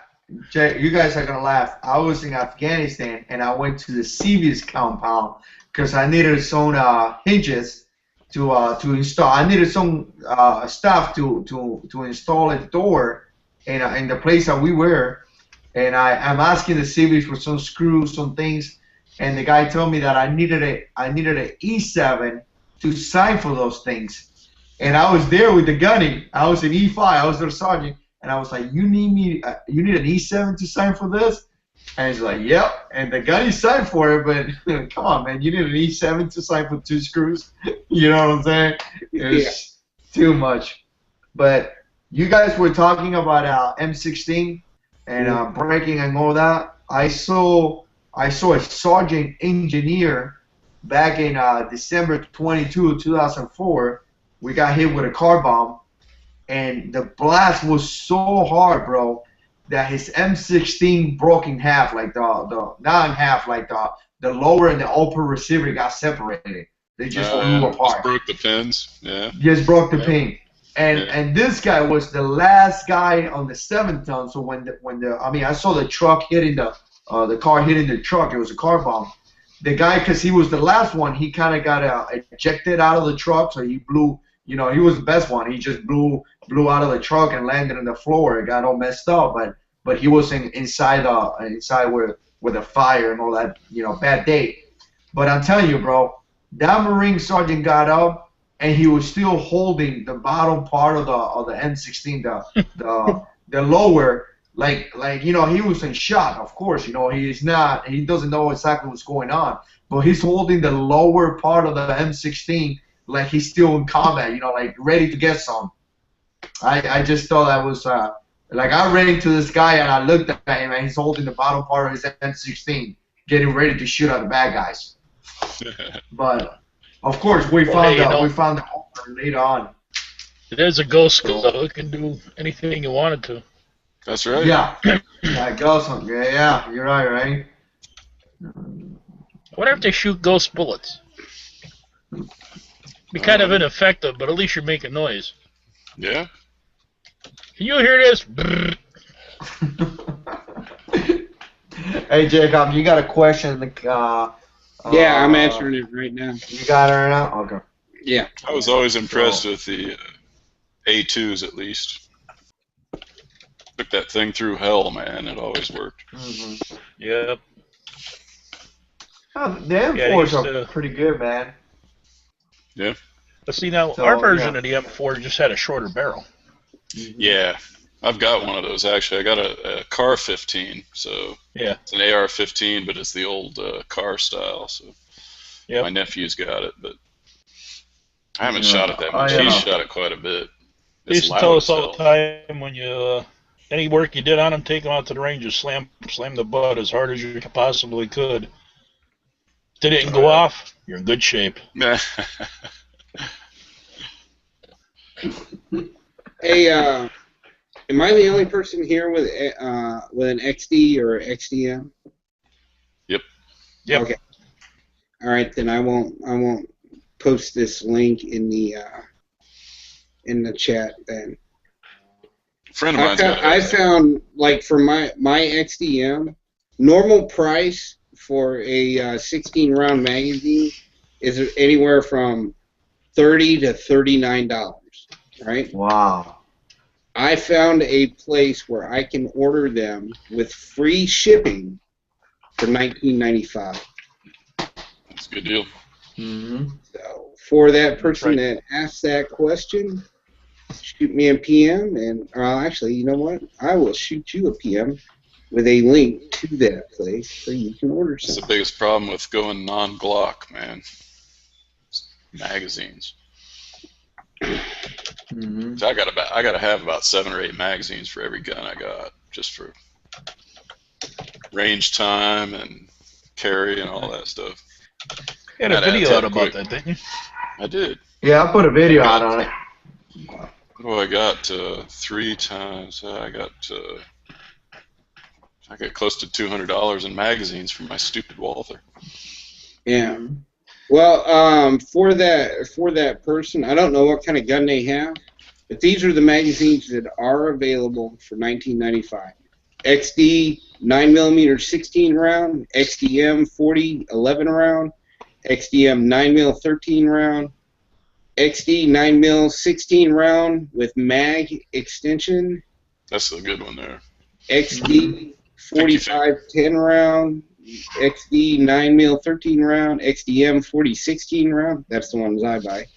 The XD 40 12 round, XD 13 round 45, the 45 13 round mag, and XD 40 and 357 12 round, all for $19.95.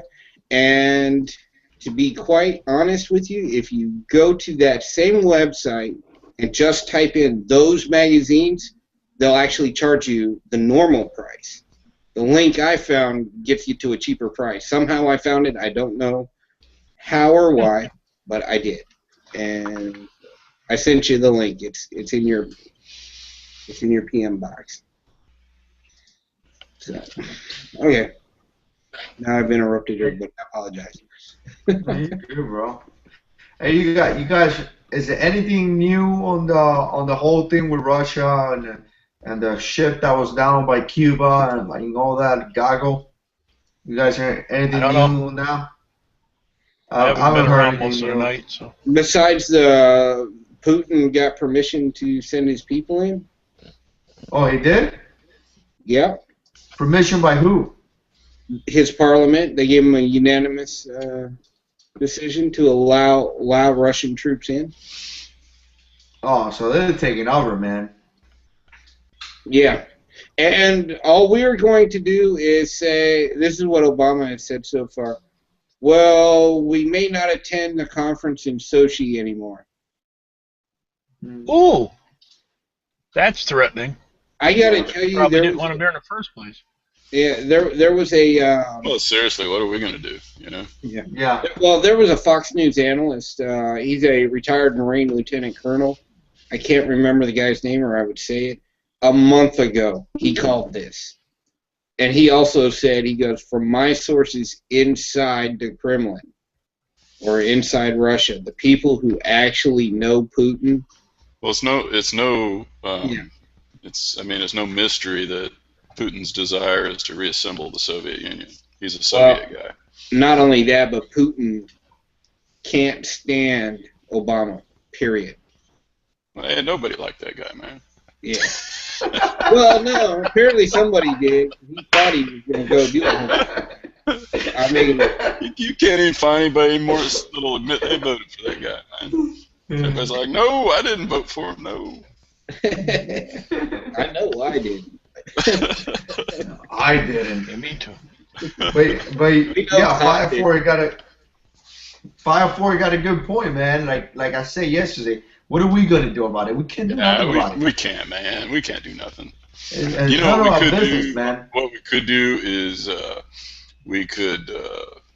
There's one of those Soviet bloc countries that's wanting into the NATO, right? So we could do that, and that would really make them mad. But here's the extent of what we can do. Okay, Jarhead is Putin, and I'm whatever he is. Jarhead, I do not like your Glock, and I will not look at pictures anymore. Yeah. Okay. There you go. That's about as aggravating as we can get to. That's about it, man. That's about it. When are you getting a Glock, Tom? Yeah. It's coming up. You know, Trees Blowing just got one, so I think you're probably next. Nah. Tom will get one when I do. Never? Actually, even the GI 45s that we had, I had a really hard time controlling them. That's why I carried a revolver. I can't get my hand wrapped around them right, especially a 45 to depress that beaver tail safety. And usually, since I can't grip them right, they jam like mad every time I pull the trigger on one, unless it's something small like a 380 or something like that. We're gonna have that little one out next year in a 9mm. Well, the 26 does a good job already, man. Not like the 26. Grip's too short. You don't like it? Nah. I like the 19. I like the 19 better than the 26. What I see guys doing, and that's what I wanted to do. I just don't have that money right now. But the 26 with the 19 magazine, and then that empty space, you buy one of those magazine sleeves that you could cover that, and it gives you the. I would just get a 19 though. Yeah, yeah. You're right, but it gives you $4.99. I don't know. That's what they are here. $4.99. You got yours for like $4.30, right? Hey, it's 25 bucks. $4.19. Hey, it's 25 bucks for a Glock mag. Good. Nah, I don't think so. I haven't bought any mags yet. Aren't they like 20 bucks? I don't know. Is it one? Which one is it, though? Okay, a Glock 17 round is 25 bucks. Oh, okay. I don't think that's too bad. I don't know. I haven't been shopping around in a while. 17, 19, 18, 26, 9mm, 33 round. Send me that link, Jay. 29. Jarhead 17 came with 3 mags, right? Just Yeah, 3 mags. Three mags. Yeah. But I mean, I only gonna buy 17 mags. I don't buy 19 because I already got 3 19 mags for my wife, and everything else will be if some type of combat or something bad happened. 17 mags. Yeah. She would just use 17 mags on the 19. Yeah. You know. Okay. Well, hey, let me. I'm gonna post a link in here. Yeah, send it to me, bro. It's in there already, and I'm gonna see if I Cool. see if I can actually put it in here. Jeff, it won't let me do it. Yeah. Okay. What I will do is I will send. You can give him a BOTAC and then do just parentheses DOT and then /products. So here, I can do it. Okay. Oh wait, except I don't have the chat. Okay, well, Wait, okay. hey, let me. I'm not. You gotta turn that off. Sorry about that, guys. Hey, Jeff, I'm gonna send you a PM, brother. Yeah, there you go. That'll work. I don't know if these are good prices for it because I don't have a Glock, but usually this is a good place. A good place to order them. I wonder if this is. I gotta look into this magazines because I know the Gen 4 had the. I think it's the Gen 4 magazine so as well. They're different than the Gen 3. I want to say because the Gen 4 you could be set up right-handed or left-handed magazines. So I gotta look into it. I don't know. But I want to buy me some of those, some of the 31 or 32 rounds magazines. Those are pretty good, man. Yeah. Plus, you could use it if I ever get a Kel-Tep Sub 2000.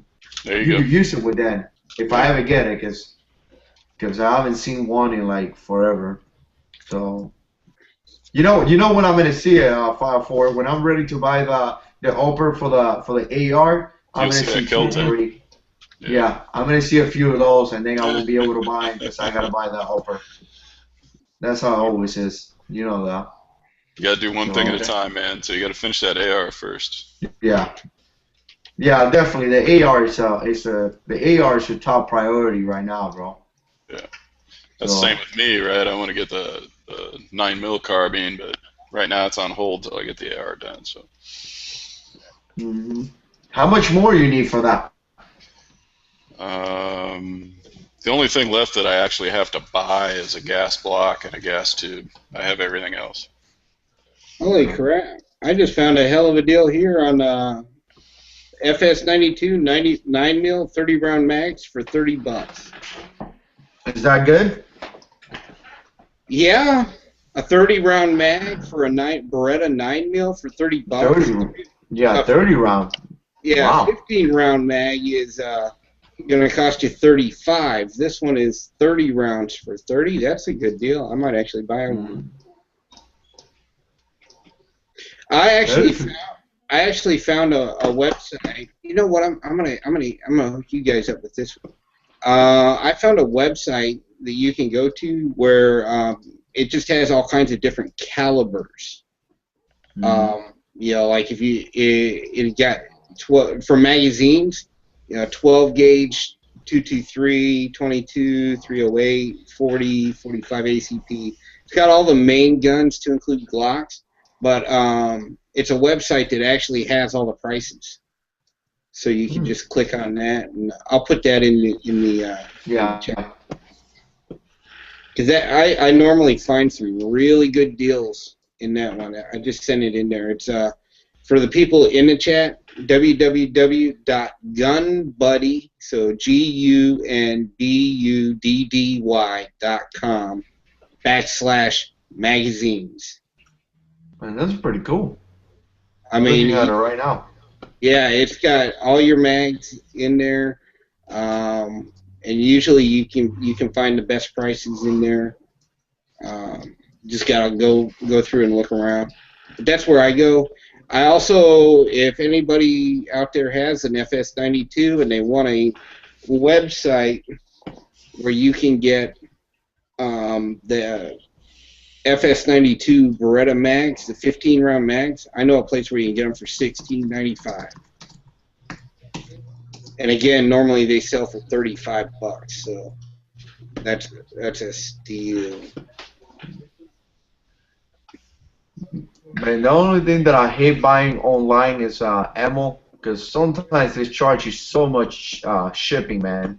You gotta buy a lot if you're gonna buy it online. Yeah, that's the only way. So, yeah. But sometimes I'll end up paying more if I'm buying it in person than I can get it online, just because it's still cheaper when you like I usually will too. If I can find it locally, I mean, I'll hook them up. I don't care if it's $5 more or something, but a lot of times I can't get exactly what I want locally. Yeah. As far as ammunition, so I have gone online to get some stuff. Yeah. What do you still? Are you guys? I mean, I've been buying a lot of American Eagle. I think it's 124 grains, full metal jackets. That's what I've been getting a lot. I run 124, both defense and FMJ. That's what I run, just exclusively. For your 9mm? Yeah. I've got a range. My range is 115, but around here 9mm is hard to find. It's very hard to find. So I've got 115, I've got 124, 147. And I've got some 124 hollow points, 147 hollow points. Yeah. But both of my pistols, neither one of them like anything but 158s. What caliber is that? I know I got 357, 38. Okay. Now my hey, Ryan is back. www.gunbuddy, so GUNBUDDY.com/magazines. That's pretty cool. Now it's Brian giving us the Yeah. Hey, I knew that was important information, but I didn't think we all had to hear it again. Find the best price. Yeah. Jayhawk just got syndicated. Yep. Good Lord, look out. Sorry, guys, I had no idea I still had that going. I think Brian missed Jayhawk. Yeah. So he had to come back. Talking over one another. I was like, what are you guys doing? Good grief. Hey, check this out. Remember I just told you $30 for a 30-round Beretta 92 FS mag? Yeah. I just found one 32-round 92 FS Pro Mag for $19. Nice. I'm telling you, I'm getting good. I think I should start making money just giving people websites that they can go Finder's fees. Yeah. There you go, Jayhawk. I mean, Jughead. Oh, that's nice. So now the only thing I'm missing now is the belt loops, but I ran out of them, so I'm going to have to make some more. So other than that, just some finishing touches, and you have your single mag pouch, too. First one I've ever made a single. I'm gonna look so cool hanging around North Carolina open carry. Hopefully, I gotta be honest with you. There's not a thing you can do to probably make yourself really look cool, but this might help. Especially in Greentown. Yeah, right. Well, hey, he did it in Coyote though. That'll give you a couple of cool points. Yeah, that's true. That's true. Yeah. Now you're tacting cool. I think I'm gonna wear one of those shirts that I don't know if I have one left. It says Staff Sergeant on Marines. You know, maybe. I don't know. I'm wearing my my non-lethal weapon instructor hoodie, so maybe I wear this one. Yeah. You know what? You know, a real man would open carry and wear a My Pretty Pony T-shirt. That's right. Bring it. Either that or one with a big rainbow on the front. Yeah, there you go. That's even better. No. I mean, I wear one of those shirts that my wife wears sometimes. You know, when we want to go. You wear your wife's clothes? No. No. Let me. Just sometimes. Yeah, just sometimes. redo that one. I like wearing my wife's clothes. Let me refresh that. Sometimes when you want to go and spread the word of God, my wife wears a shirt that says, you know, God is my savior or something. Jesus is my king or something. I'm gonna wear one of those with my pistol on the side. Maybe some Christian guy would tell me anything, something like, "Oh, what are you doing, boy?" So, but anyways. Yeah, you opened yourself up on that one, right? Yeah. If you really want to get them good, you can pick up the top shirt and show them your pink rainbow shirt underneath. That'll freak them right out. Yeah. Hey man, I done worse. I mean, you guys remember me going down and my chair breaking my chair and going down into the floor. So that would be near. Yeah. That's not near as bad as a pink rainbow shirt. I should post that video again one of these days. I should make another put another video of those. But anyways, hey, by the way, we got 2 dislikes. So. Sweet. Oh, thank you. Sorry. Yeah. Hey, I did one of them, so we're good. I should have done one too. No, I'm joking. I didn't. No, usually I do. What's that one kid's name that was always doing that? Oh man. Yeah. I don't even want to say his name because I don't want to give him. Yeah. Oh yeah, that's true. Yeah. I remember who it is now. It's probably. Yeah. Yeah. He did one. He actually emailed me one time and he said something like link please, and I'm like, no man, you know, first of all, it's not that I want to be mean, but I'm about to be 33 years old, man. I don't feel like talking to a 16-year-old guy. Yeah. I mean, I'm like, my kid is 10 years old, you know. If I want to talk to children, I go upstairs and talk to my kids. You know what I'm saying? Yeah, I'll play video games with them. I mean, I've seen worse kids, but it was bad because he's my oldest daughter's age. Uh-oh. Yeah. Hey, just so you know, Jarhead, Chris Simons just said you came out of the closet, brother.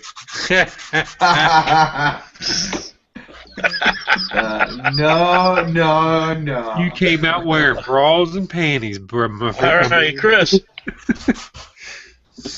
For the record, my wife is 22 years old, so she's 10 years younger than me, and I'm very happy. So that doesn't mean you still don't wear her clothes. When I say wife, I mean female. So I know we got some weird things hanging around here. No, I mean, I didn't ever think that. I always figured you were heterosexual. I think we better see some question your masculinity. Tuesday. I think Tuesday you better get some video of her shooting at 19. No doubt. Mm-hmm. Yeah, wearing your clothes.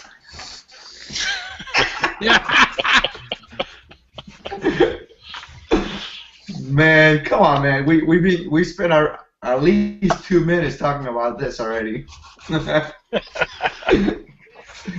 So we spent a month on a chair, so you're in trouble now. That's true. Man, and you guys can see I still haven't bought a new one. I'm using the dining room set chair. So I would. I guess I gotta buy a new one of these days, but. You know, I gotta tell you, I don't want any of y'all to see my chair. You guys would feel so sorry for me. I'm telling you. I guarantee you, people would see the chair that I have right now, and they'd be like, "Brother, really? We're sending you a chair. What's your address?" It can't be that bad. It is. Let's see him, man. Nope, not happening. I think I've seen it when you've gotten up. It didn't look that bad.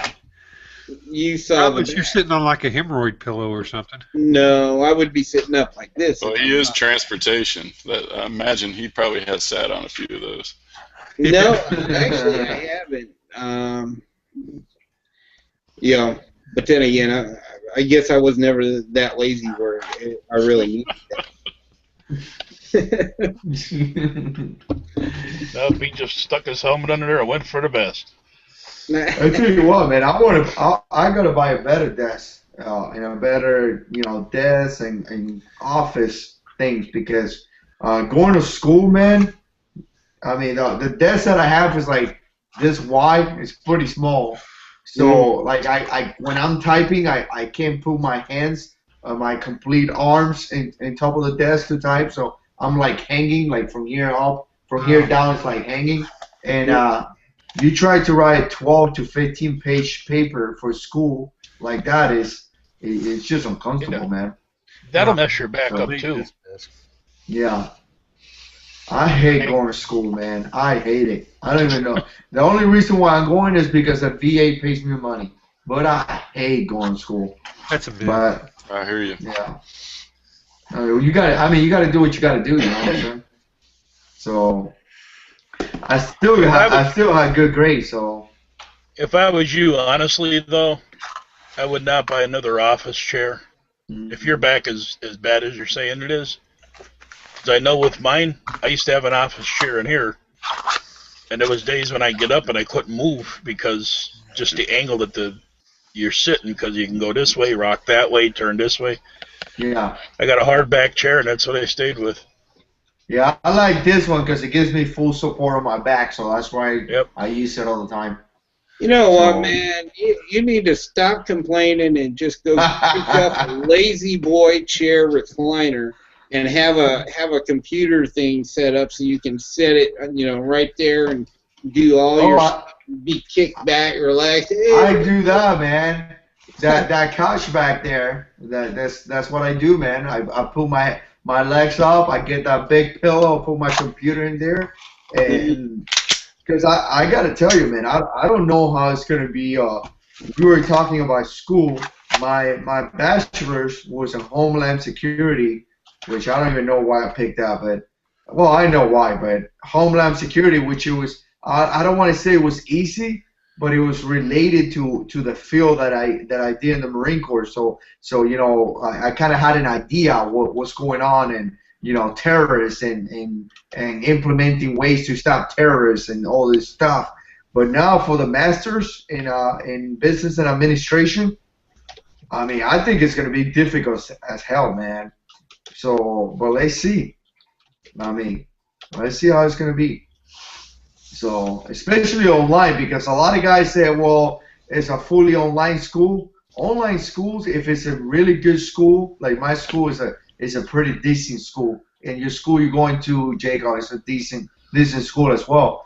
Everything that you do online school, you have to read it. There's barely any teachers or any professors taking, face-to-face classes. So you got to do a lot of reading, man, and that reading is painful. So, hey, Jarhead, Marty Bug has it best. He said new desk or the new sub 2000 you mentioned earlier. Sub 2000, bro, not even a question. I tell you what, I just got a cell phone. My other cell phone was totally destroyed. Like you could not even see the screen. You couldn't even text people, and that was what, December? It was either that or I think it was the Glock 17. It was either a new iPhone or the Glock 17, and I picked the Glock 17. I mean, guns all the way, man. I don't. Well, no. That's like with my chair that I have now. It's like,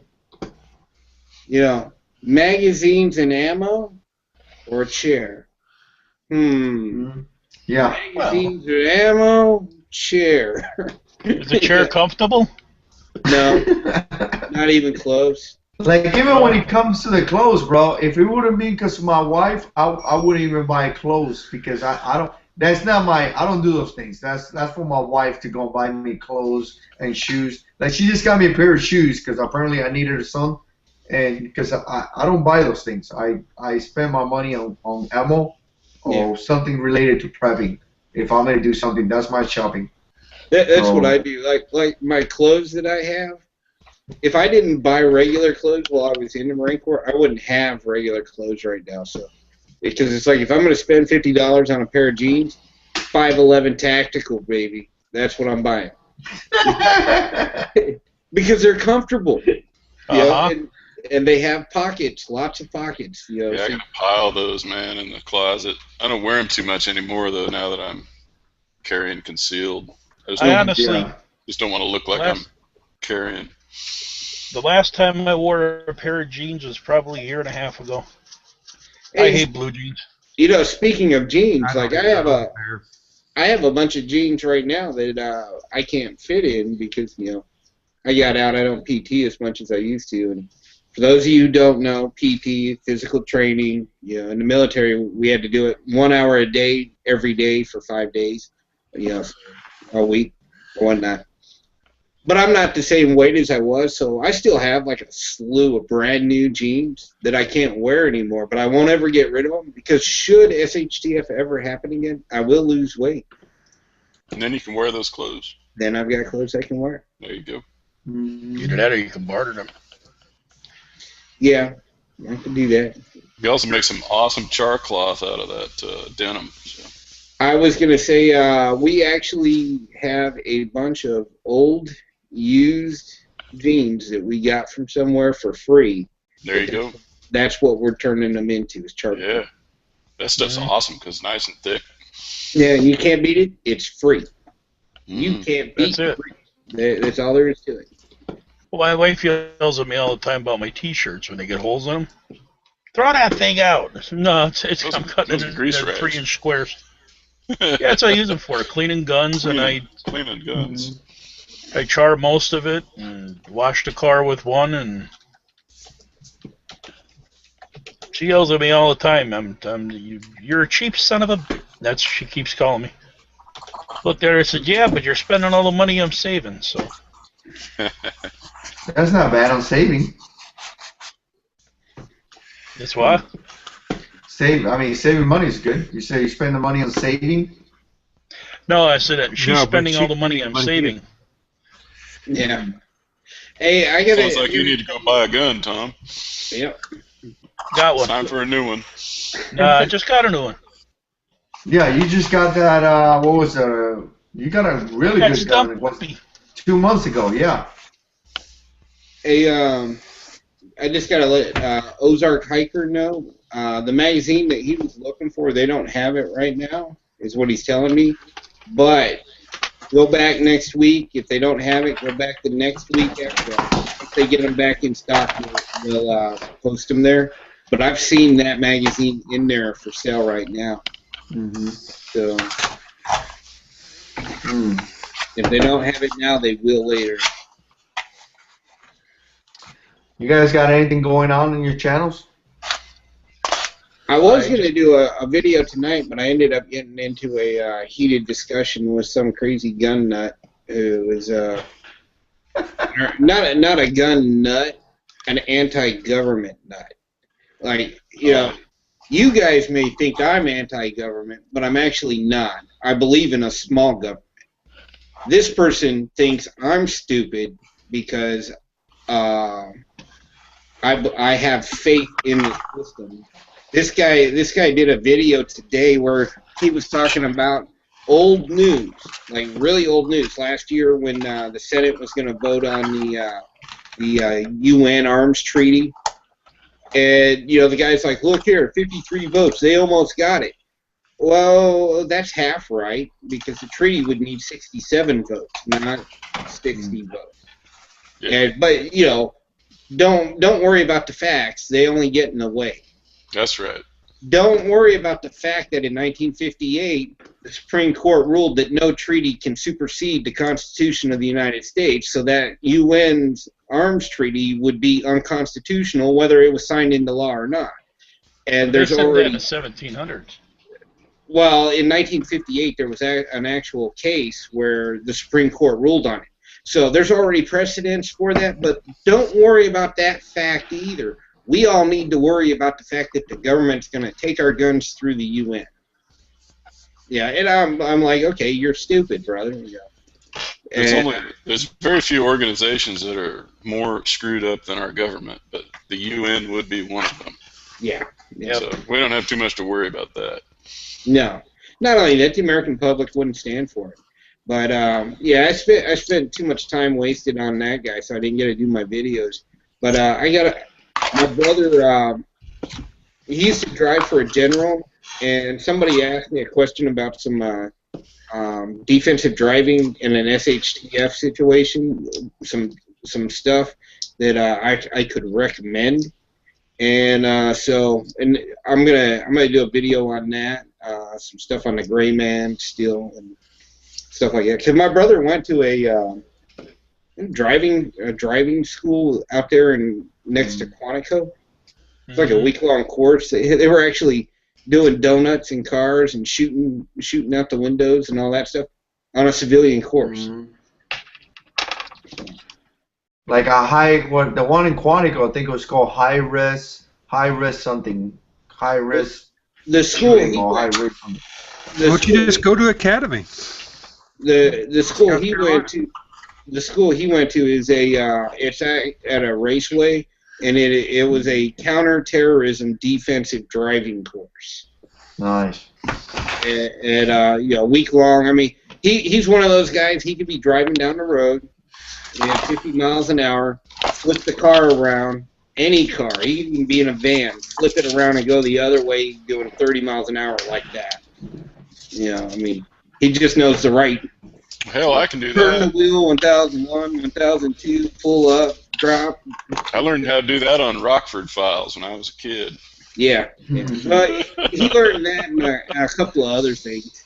But, you know, like, because he used to drive a General, he's actually had to do, I think they call it a J-hook, because they were in Korea and got on the wrong road and it almost ended up going through a tunnel. You don't drive Generals through tunnels. That's right. SATCOM. You know, and stuff like that is actually good information for SHTF too. Like you never, you know. You know what you need to know how to do in SHTF is you need to know how to move stuff off the road because the roads are be completely jammed with abandoned cars, fallen trees. Yeah. Well, a good thing to do for that. I went to a PSD school, Protective Service Detail, and they teach you some of those things that Jacob was talking about. And the whole thing, 2 weeks trying to learn how to protect a person. And I got to tell you, man, it was a cool, very cool school. I mean, I did some cool stuff in that school. And one of the techniques that they show you is just getting a tire, just a basic tire, and you know, strap it down to your bumper, to your front bumper, and you could pretty much use it to hit things out of the way, you know. Yeah. So something that you could probably find yourself in that type of situation, you could probably find a bunch of tires out there someplace, and you could just strap it down to your car and just use it. Yeah. So, that's why I keep tires on top of my roof. Just find a 74 Buick and just drive through them. Yeah.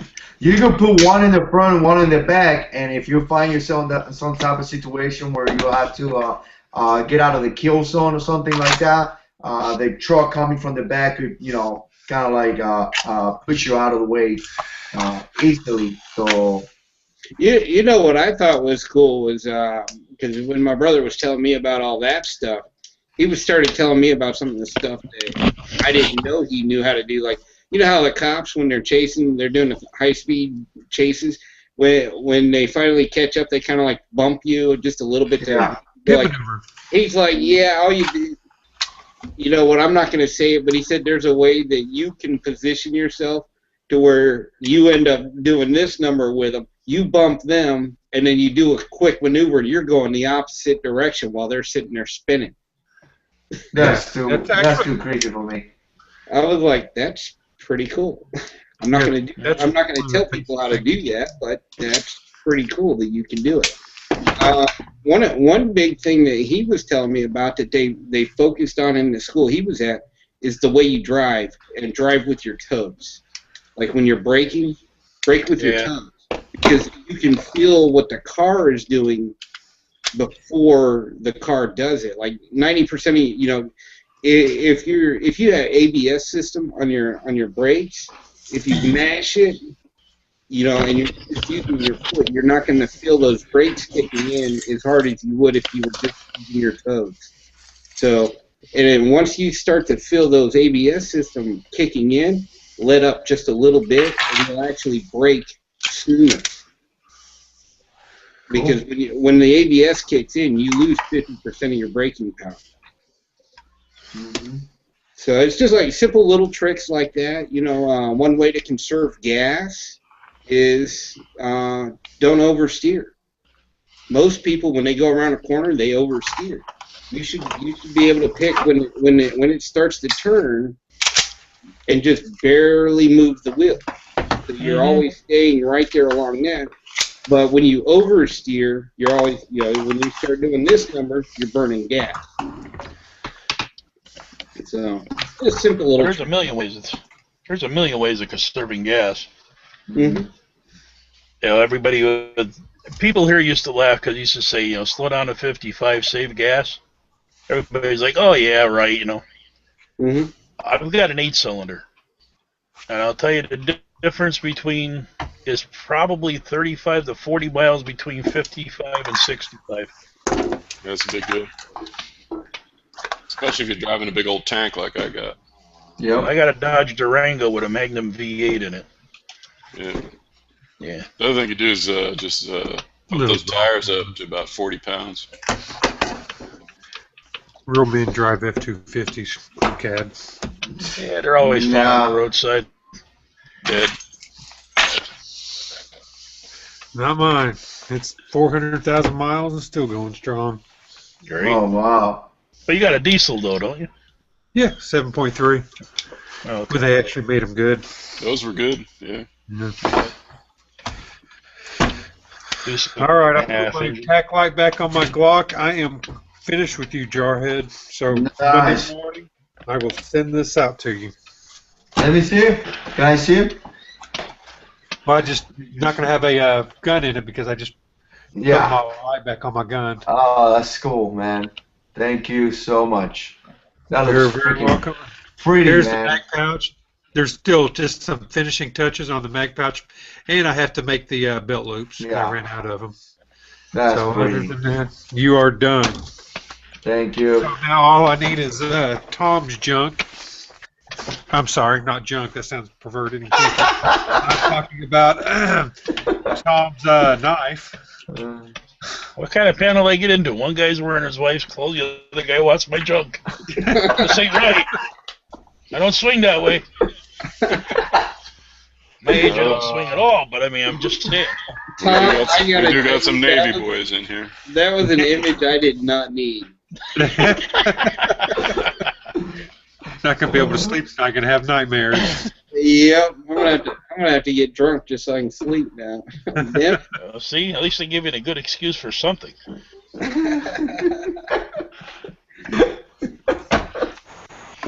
Oh man, that's funny, dude.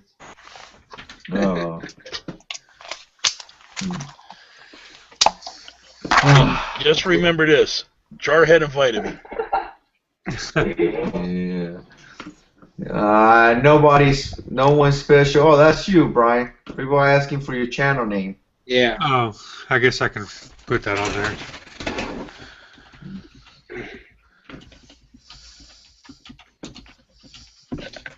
His channel name is JH6 USMC. There you go. Worldwide Bushcraft Survival. His second channel is Lawn Dart 504. Oh man. So what do you got going on, Brian?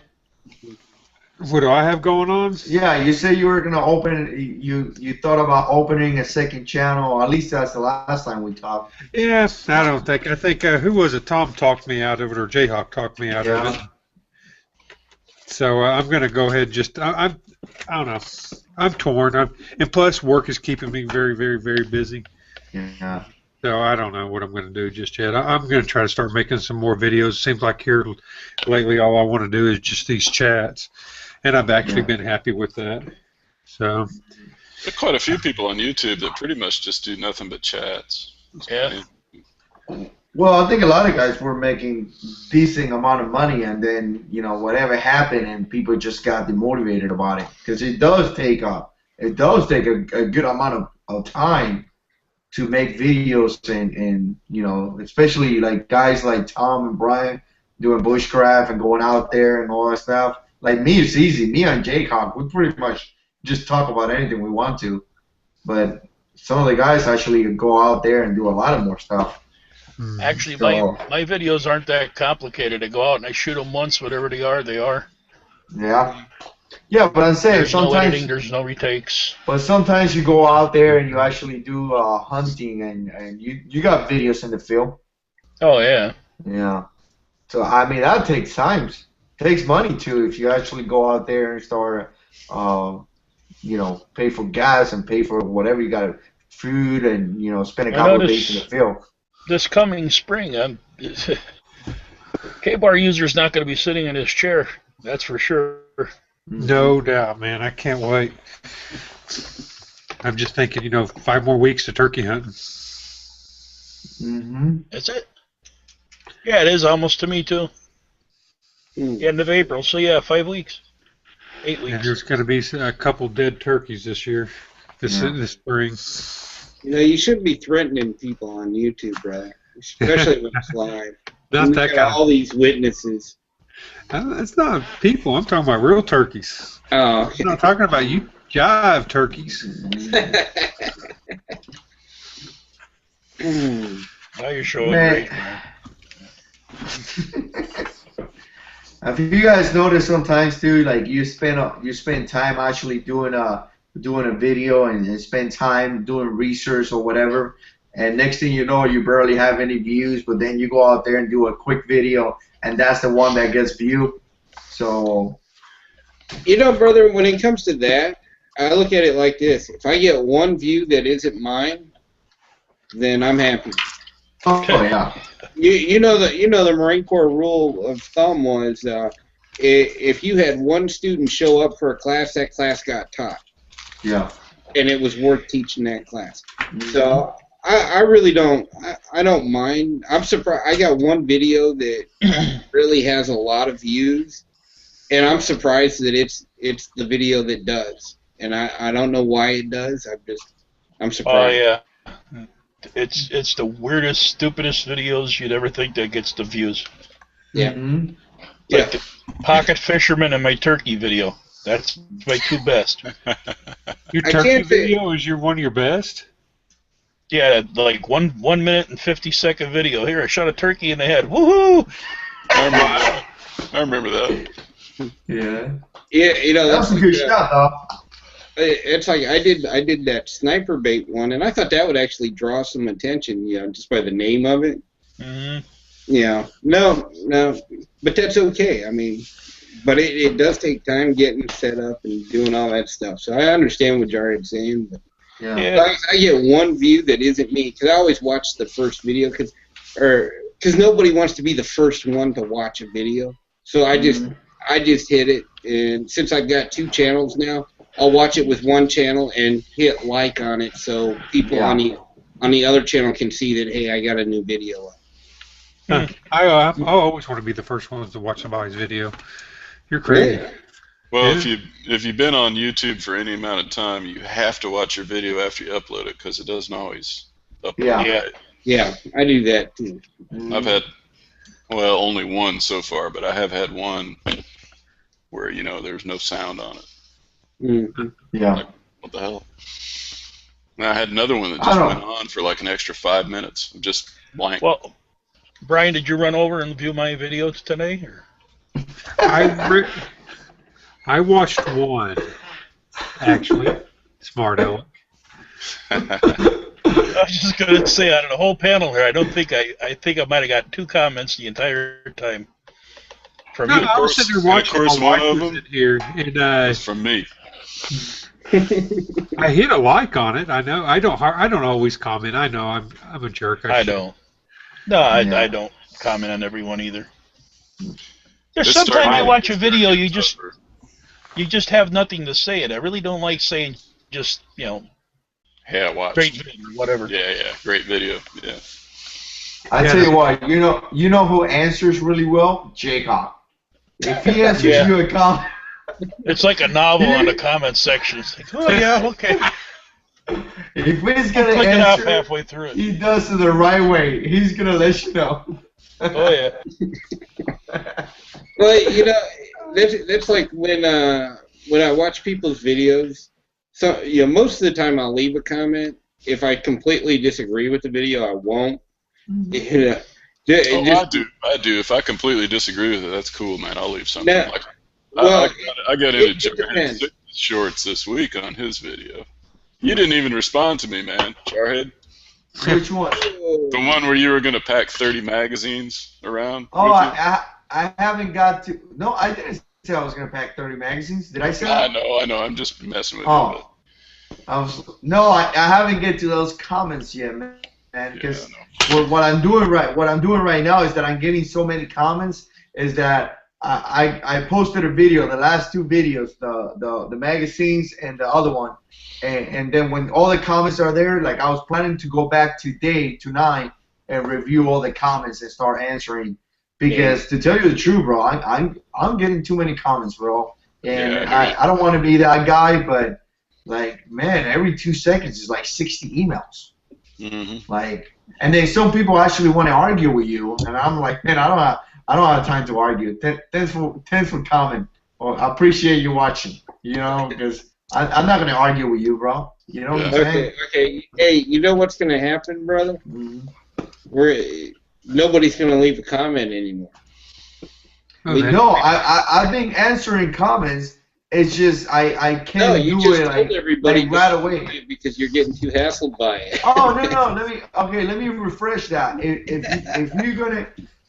Whatever I put in my channel, bro, I do it out of my experience in the military. Things that I think that I could use. Now, I mean, I'm all about you telling me, hey, look, what about this? What about that? I'm not close-minded. Like when you were talking about the 40 caliber, I'm like, oh wow, that makes sense. You know what I'm saying?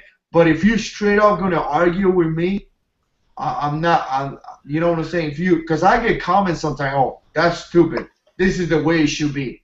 Okay, bro. I appreciate your comment. Yeah. You know, I'm not gonna tell you to go on freaking fly because one, I'm not gonna destroy my salvation over you. So I just gonna control myself, cargo strap myself to gear, breathe in, breathe out, and say thank you for coming. That's what I'm wow. You really do well. I'm gonna have to make me another YouTube channel just so I can troll you. Just to get your blood pressure up. You know, Brian, I gotta tell you, that was so funny the other day when you left a comment on mine and then you started to slam me on something and you were like, oh wait, I'm in my channel right now. I'm not supposed to troll you with this one.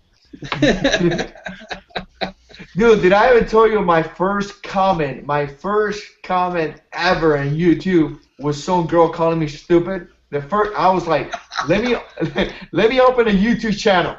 And I put my first video and my first comment was the girl calling me stupid.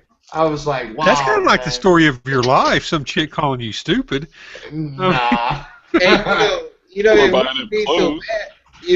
Guys, it wouldn't be so bad, but it was fate of destiny that did it. No, dude. It was. I made a comment about I think it was New York College or University.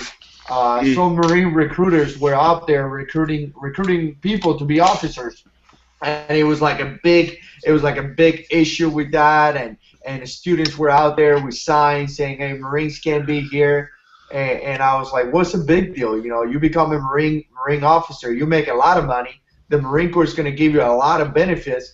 And somebody got to do it. So I didn't understood the issue with that.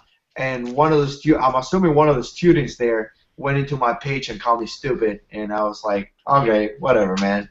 So you know what's sad is when a college student is not smart enough to figure out that personal attacks only shows how weak-minded they really are. Yep. You have already won the battle the moment they start personal attacking you. Oh yeah. Yeah, so I would have laughed that one off. I'd have been like, well, you know what? Not all Marines are baby killers, you know. Yeah. You know what? YouTube's nothing, man. God, I hadn't heard that expression in a long time. You should be an active commenter in your major newspapers, websites. Anytime they post gun-related articles and stuff, you want to talk about trolling, man. Holy cow. It gets vicious in there. I've done that before. That's fun, too. Oh, yeah. I do it on a regular basis. I mean, we got 2 papers here in Oregon. I mean, anytime they post something about guns, I'm in there. Comment on it. The issue here in YouTube, man, that people don't know how to disagree with other people. Like, you may not have to agree with somebody else. You can say, look, man, I don't agree. I think you should do this. But some people, they get so much into it. Like, oh, I don't agree. This is stupid. You should do this way. Next thing you know, feelings hurt, man. Yeah, you have like a whole book of my comments, and I'm like, okay, man, if it's so critical for you to do it your way, do it your way. First of all, no one tell you to do it my way. It was just an idea. If you don't like my idea, carry on, brother. Mm-hmm. You know, go. If you don't like my idea, go to JH6 Retired channel and go and listen to his ideas, or go to Fire 4. I don't care. Pick one of them. Man. And by the way, Tom, while I'm thinking about it, I did watch your video today, and as a matter of fact, it was the one over the Mylar bags. Yeah. And my wife and I both watched it at the same time, and she commented on it. And matter of fact, I kid you not, I think we were the first few on there, and she commented that, wow, he's not very exciting. And I said, that's the guy who was ranting and raving last night. And she goes, it was?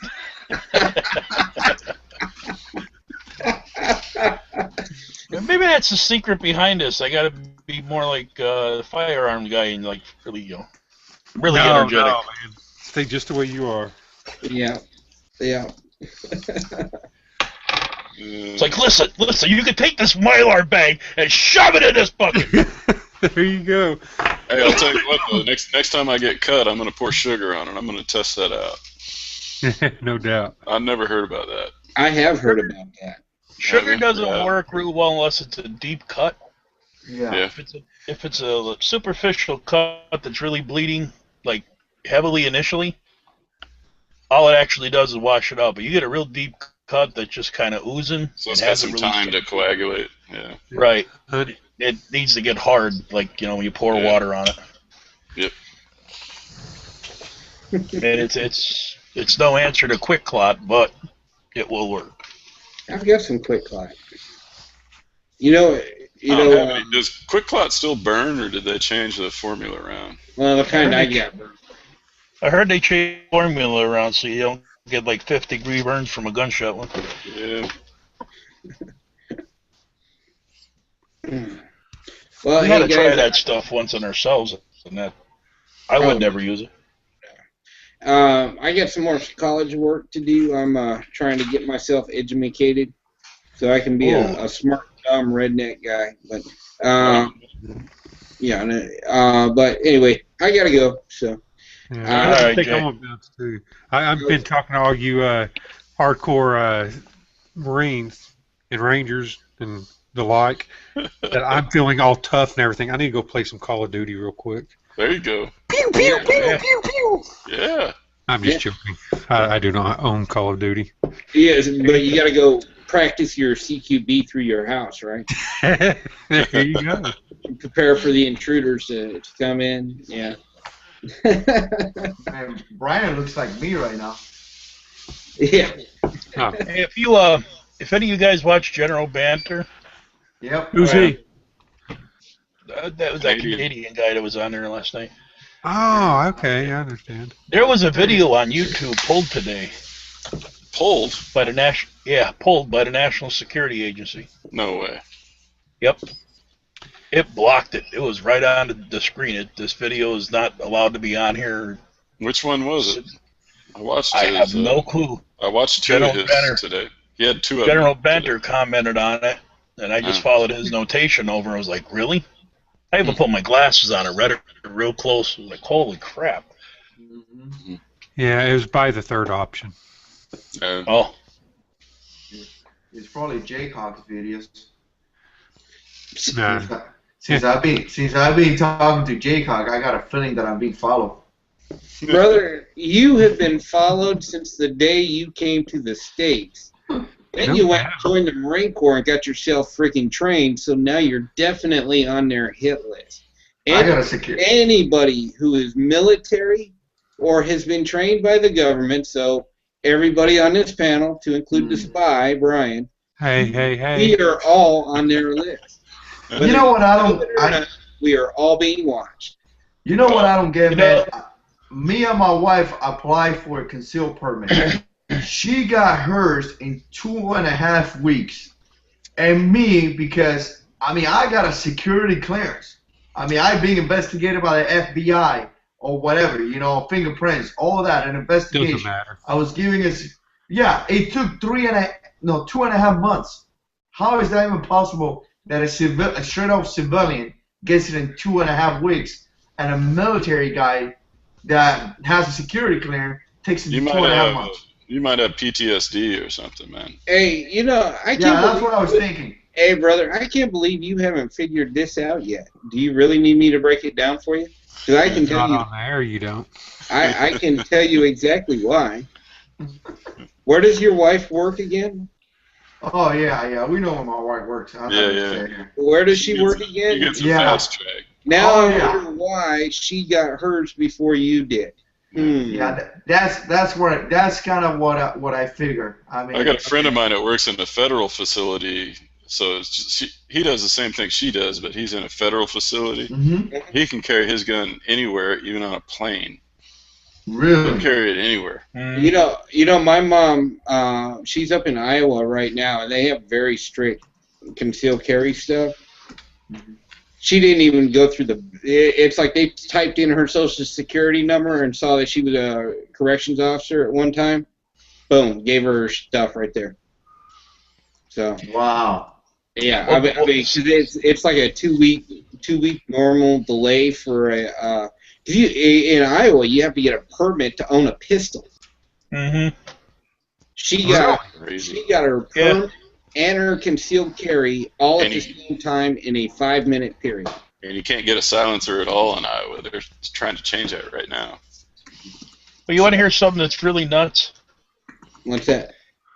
With my security clearances that I had, and for 10 years after I was out of the service, I had a nationwide carry permit. Okay? My mother's house got condemned. All my stuff was in the attic. Couldn't get in the attic because the steps fell in. So no matter how I couldn't get up there to get it. When they destroyed the house, everything was ruined. When they demolished it, everything. I got a hold of the DOD, try to get my DD-214 and at least an ID card. Right. And they sent me back a letter on email that they are not issuing government paperwork at this time.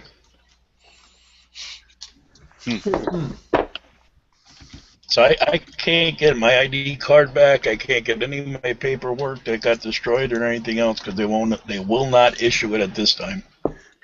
Why don't you go to the DEV, the Disabled Americans Vets? Because I know this from experience. Yeah, those guys. I know this from experience.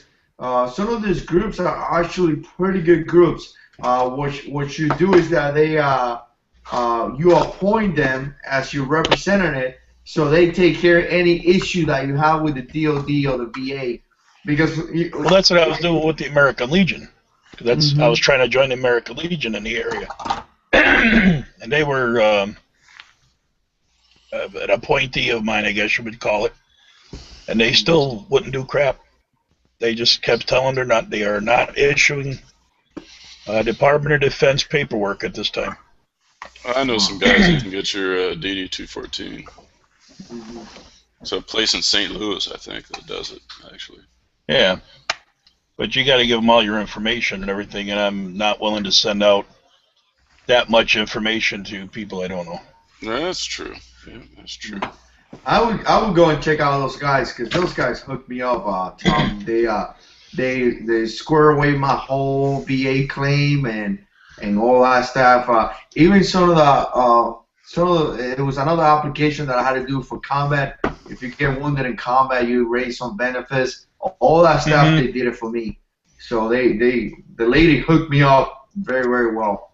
So I tried it 20 years ago because I wanted an extra set of copies so that I could keep my good set and hang one on the wall. They typically always get ruined from age and sunlight and everything.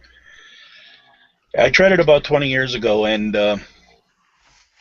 they said that the dossier was classified as to information, and I couldn't figure that out, because even if my Special Forces years was classified, that's understandable. Yeah. But I had time in the regular infantry, I had time in the regular army, so that shouldn't be classified at all. Yeah. By now, it should be a wide open document. Well, if it got declassified, yes. If it didn't, it was not. So it had to go through the declassification process. Well, it don't matter if you're classified or not. Nah, it don't matter. I mean, it depends what missions you did. I know a few guys. Your record's your record. I mean, it don't matter. The 214 is not going to say nothing about you doing you're right. Crazy you're right about stuff. That. Now, that 214 is just going to show you like date of service entry and all that happy stuff. Your discharge. Yeah, your awards. The deployments. Yeah. It's just general service record. Yeah. So. Yep. That shouldn't matter whatsoever. Don't mean to interrupt, but Tom, make sure you send me that knife this week so I can make that sheath for you. And Jughead, I'll get this stuff out there to you. I'll send it out Monday, so you should have it middle of next week. Cool, brother. I appreciate it. Thanks so much. You're welcome. Dart, you be good. Later, fellas. You too. We'll see you. Later, bro. Thanks, Brian. I'll try to get some time, maybe next Friday. Join in on your guys' chat. Yeah, we got a pretty good amount of guys yesterday. Pretty good. Yeah, I watched you guys for a little while, but usually Fridays are kind of tough for me. But I like doing this because a lot of the guys come over and they kind of like here in the comments they always kind of talk to you, and you get to know a lot of your supporters. So that's great. You know what I'm saying? People like that. Yeah, for sure. So I met a bunch of good guys here in U2. I met a lot of good guys. Some of the chats I go to, man, they never even look at the comments. I'm like, what's going on, man? See, to me, that's half the fun. So yeah, and it's funny sometimes because we be talking about something and they're having a totally different conversation. They're talking about something else in the comments, man. It's kind of funny. Like a little while ago they were doing it. They're just talking. They're having their own conversation there. The one chat you guys had, it was either 3 or 4. I was sitting in on the comments section, and there was like a whole nother chat going on with 5 or 6 people. You guys are sitting there talking. Nobody's really paying attention to what you're saying. They're typing back and forth to each other. I got the way I set it up. I set it up different. Like I go into the Alabama Owens told me how to do this. You go into I want to say the toolbox. You go into the toolbox and you click on the square box with the straight white lines. The way I'm doing it is like you go into. If I open it up, I can tell you. You go into Video Manager, and then you go under Live Event. Let me see. Yeah, live Event. That's Video Manager. Yeah, and then under Live Event, you could set up a new event, and that's how you set up this right here. And what it does is that you have the comments on the right side, like we have them right now. Yeah. Yeah. So I like. I really like wish somebody would walk me through one of these, so I could have one live event. Yeah, it's got simple. a lot of people. I got a lot of people who they want to sit down and bushcrafters that want to sit down and chat. Nobody really has a bushcrafting chat out there. Well, there's one or two. But all you have to do is go into Video Manager. And then, just go to your channel page. And, where it says live events on there. No. Go to YouTube, your YouTube channel page. Right. And then click on Video Manager where you see all the videos you've uploaded. Yep. And then you'll see Start a Live Event. Right. I forget what that's where you go in at? Yeah. Oh, okay. I thought you had to go in through Google Hangouts. Well, you can, but it's not as good. If you go in through Google Hangouts, then all the comments are down below the video. It kind of sucks. If you do it through YouTube, then all the people's comments will be over here on the right, like we have it tonight. Yep. See, all I see is the internal chat. Yeah, in the screen here, yes. Yeah. But if you wanted to start your own chat, you can do it from YouTube. Yeah. Oh, okay. And then I'll have to try that then, because like I said, there's a lot of guys that would subscribe to me. They want to get a bushcraft chat going, but nobody really knows how to. Right. Yeah, you just get your hands dirty and give it a shot sometime when you. I tried that once. I invited everybody on YouTube. I did. When this first started, I went over to Google Hangouts. It said, start a live event. I went in there and said invite people. I went on to my YouTube subscriptions. I invited 3 or 4 people. And the next thing I know, there's people everywhere showing up. Oh, you invited me. Oh, you invited me. He's like, no, I didn't. Matter of fact, TR Prepper was one. I was like, oh, hi. Where'd you come from? Yeah, that wide open, man. That happened to us through one of Brian's chats. I told Gun Crazy 81 to send me the thing, the link, and he sent it to my community on Google Plus. And when you post it in the community, it automatically sends an email to whoever has the notification icon on.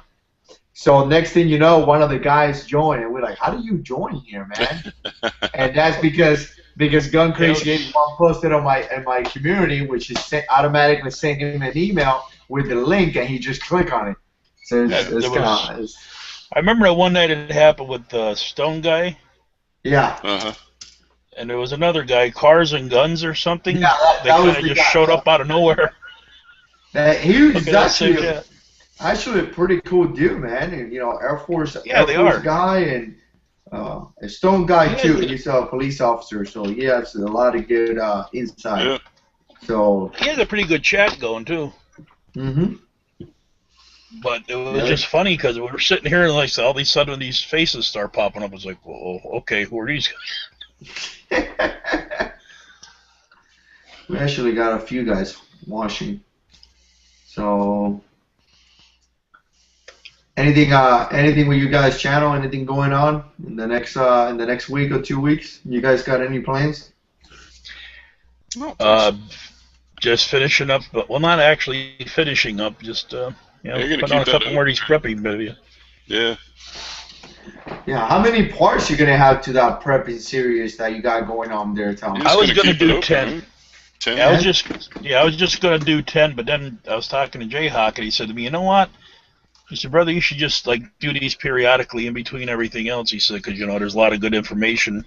Yeah. And then I thought about it one night, and there's always some little, this one tonight with the Mylar bags and stuff.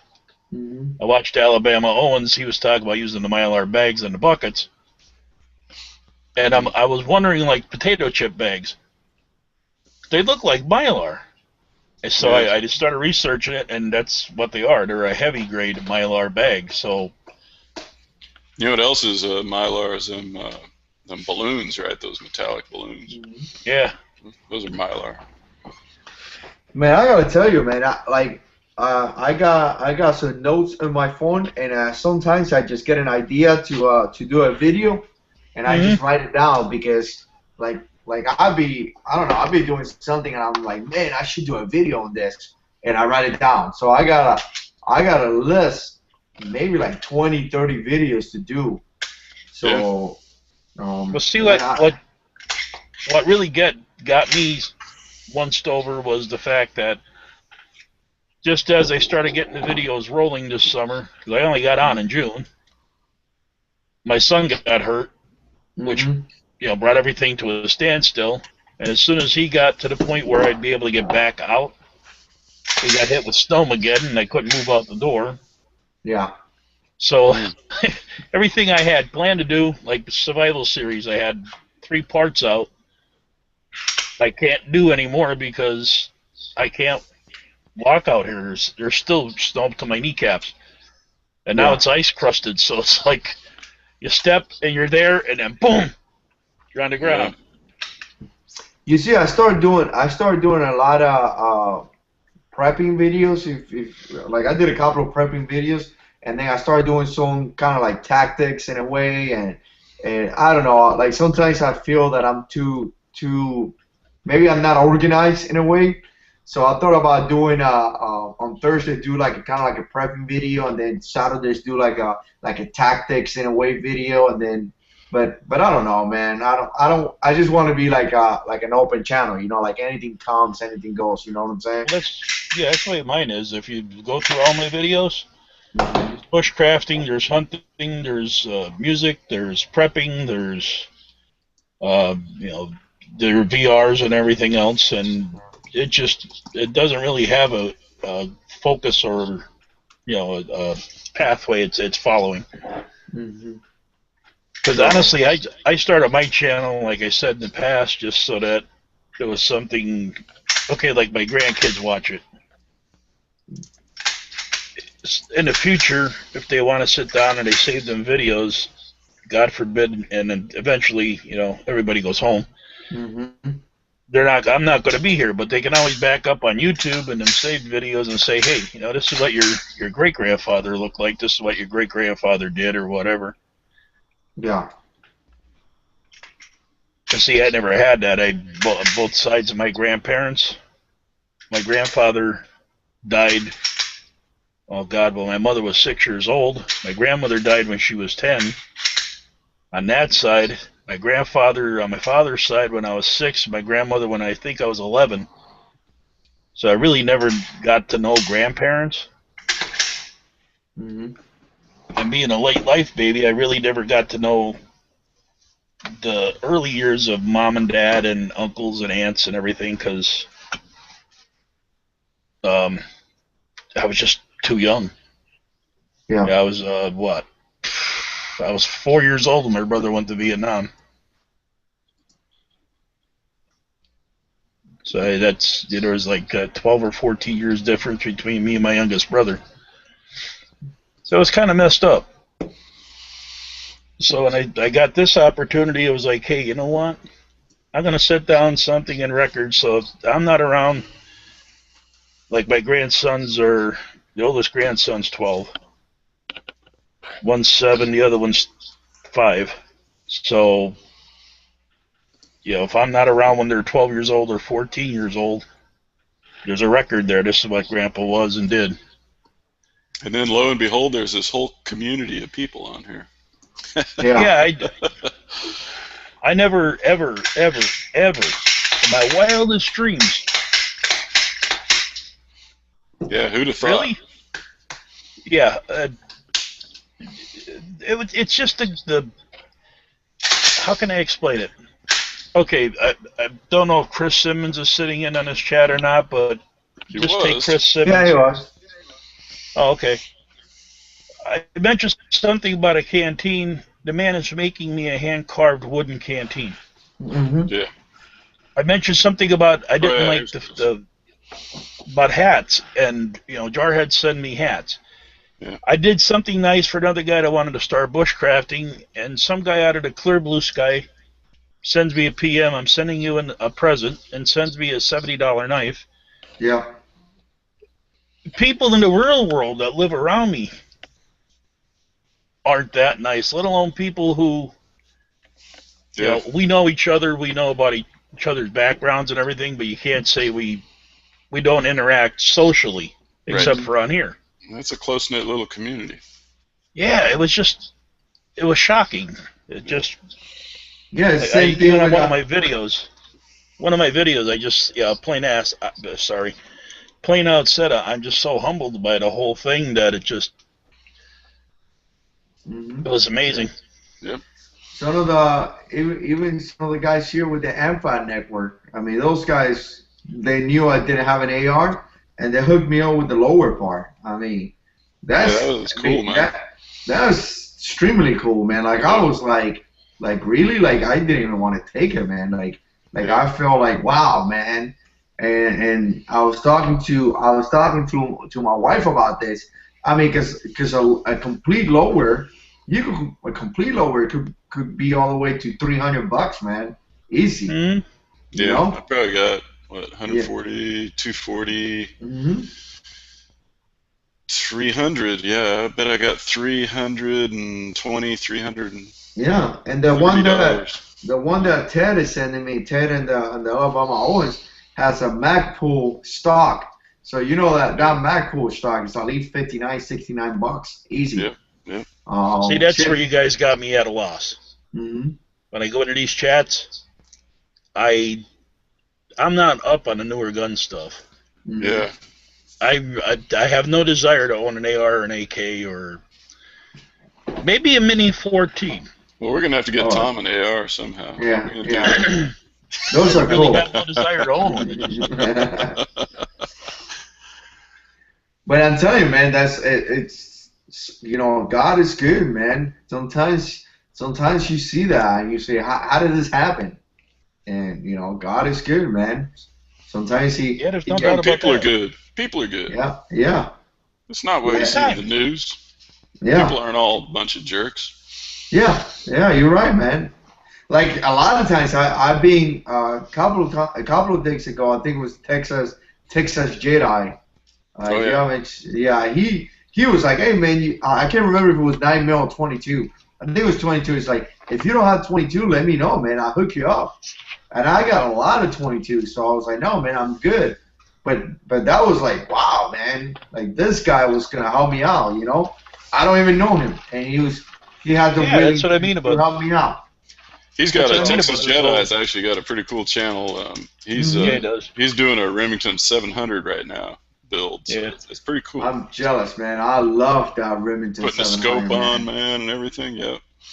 So I'm getting ready to do some of that stuff on the AR. Get that Wheeler scope setup tool and stuff, and so it's pretty good. And you know, when I started on this, like, this journey for me started about this time last year. I was talking to Dave Pearson, a guy that runs Really Big Monkey, and I was just talking to him, like, you know, through the PMs, and I said to him, I'd really like to start doing some videos. He said to me, I think you should. You got a lot of knowledge. I said, I have no idea how. You know, I'm computer illiterate. Mm-hmm. He said to me, well, go shoot a video and I'll walk you through it. Now, he don't know me from Adam, just talking through PMs and whatnot. The man sat down for 3 days and walked me into my first video. There you go. How to upload them, how to do this, that, and the other thing. And at that point in time, I was like, wow. There's really people out there that will help you, because I thought I was the only person on the face of the earth that'll stop and help a stranded person. That goes back to Jayhawk, man. Like Jayhawk, Going Crazy 81 helped me out too. The Daily Shooter. I mean, those guys just send me PMs and they're like, hey man, we're gonna help you out to get bigger, and they gave me shout outs. And Jayhawk actually told me, hey man, I don't even need to know anything about you. You're a Marine, so I'm gonna help you out. Like that's it.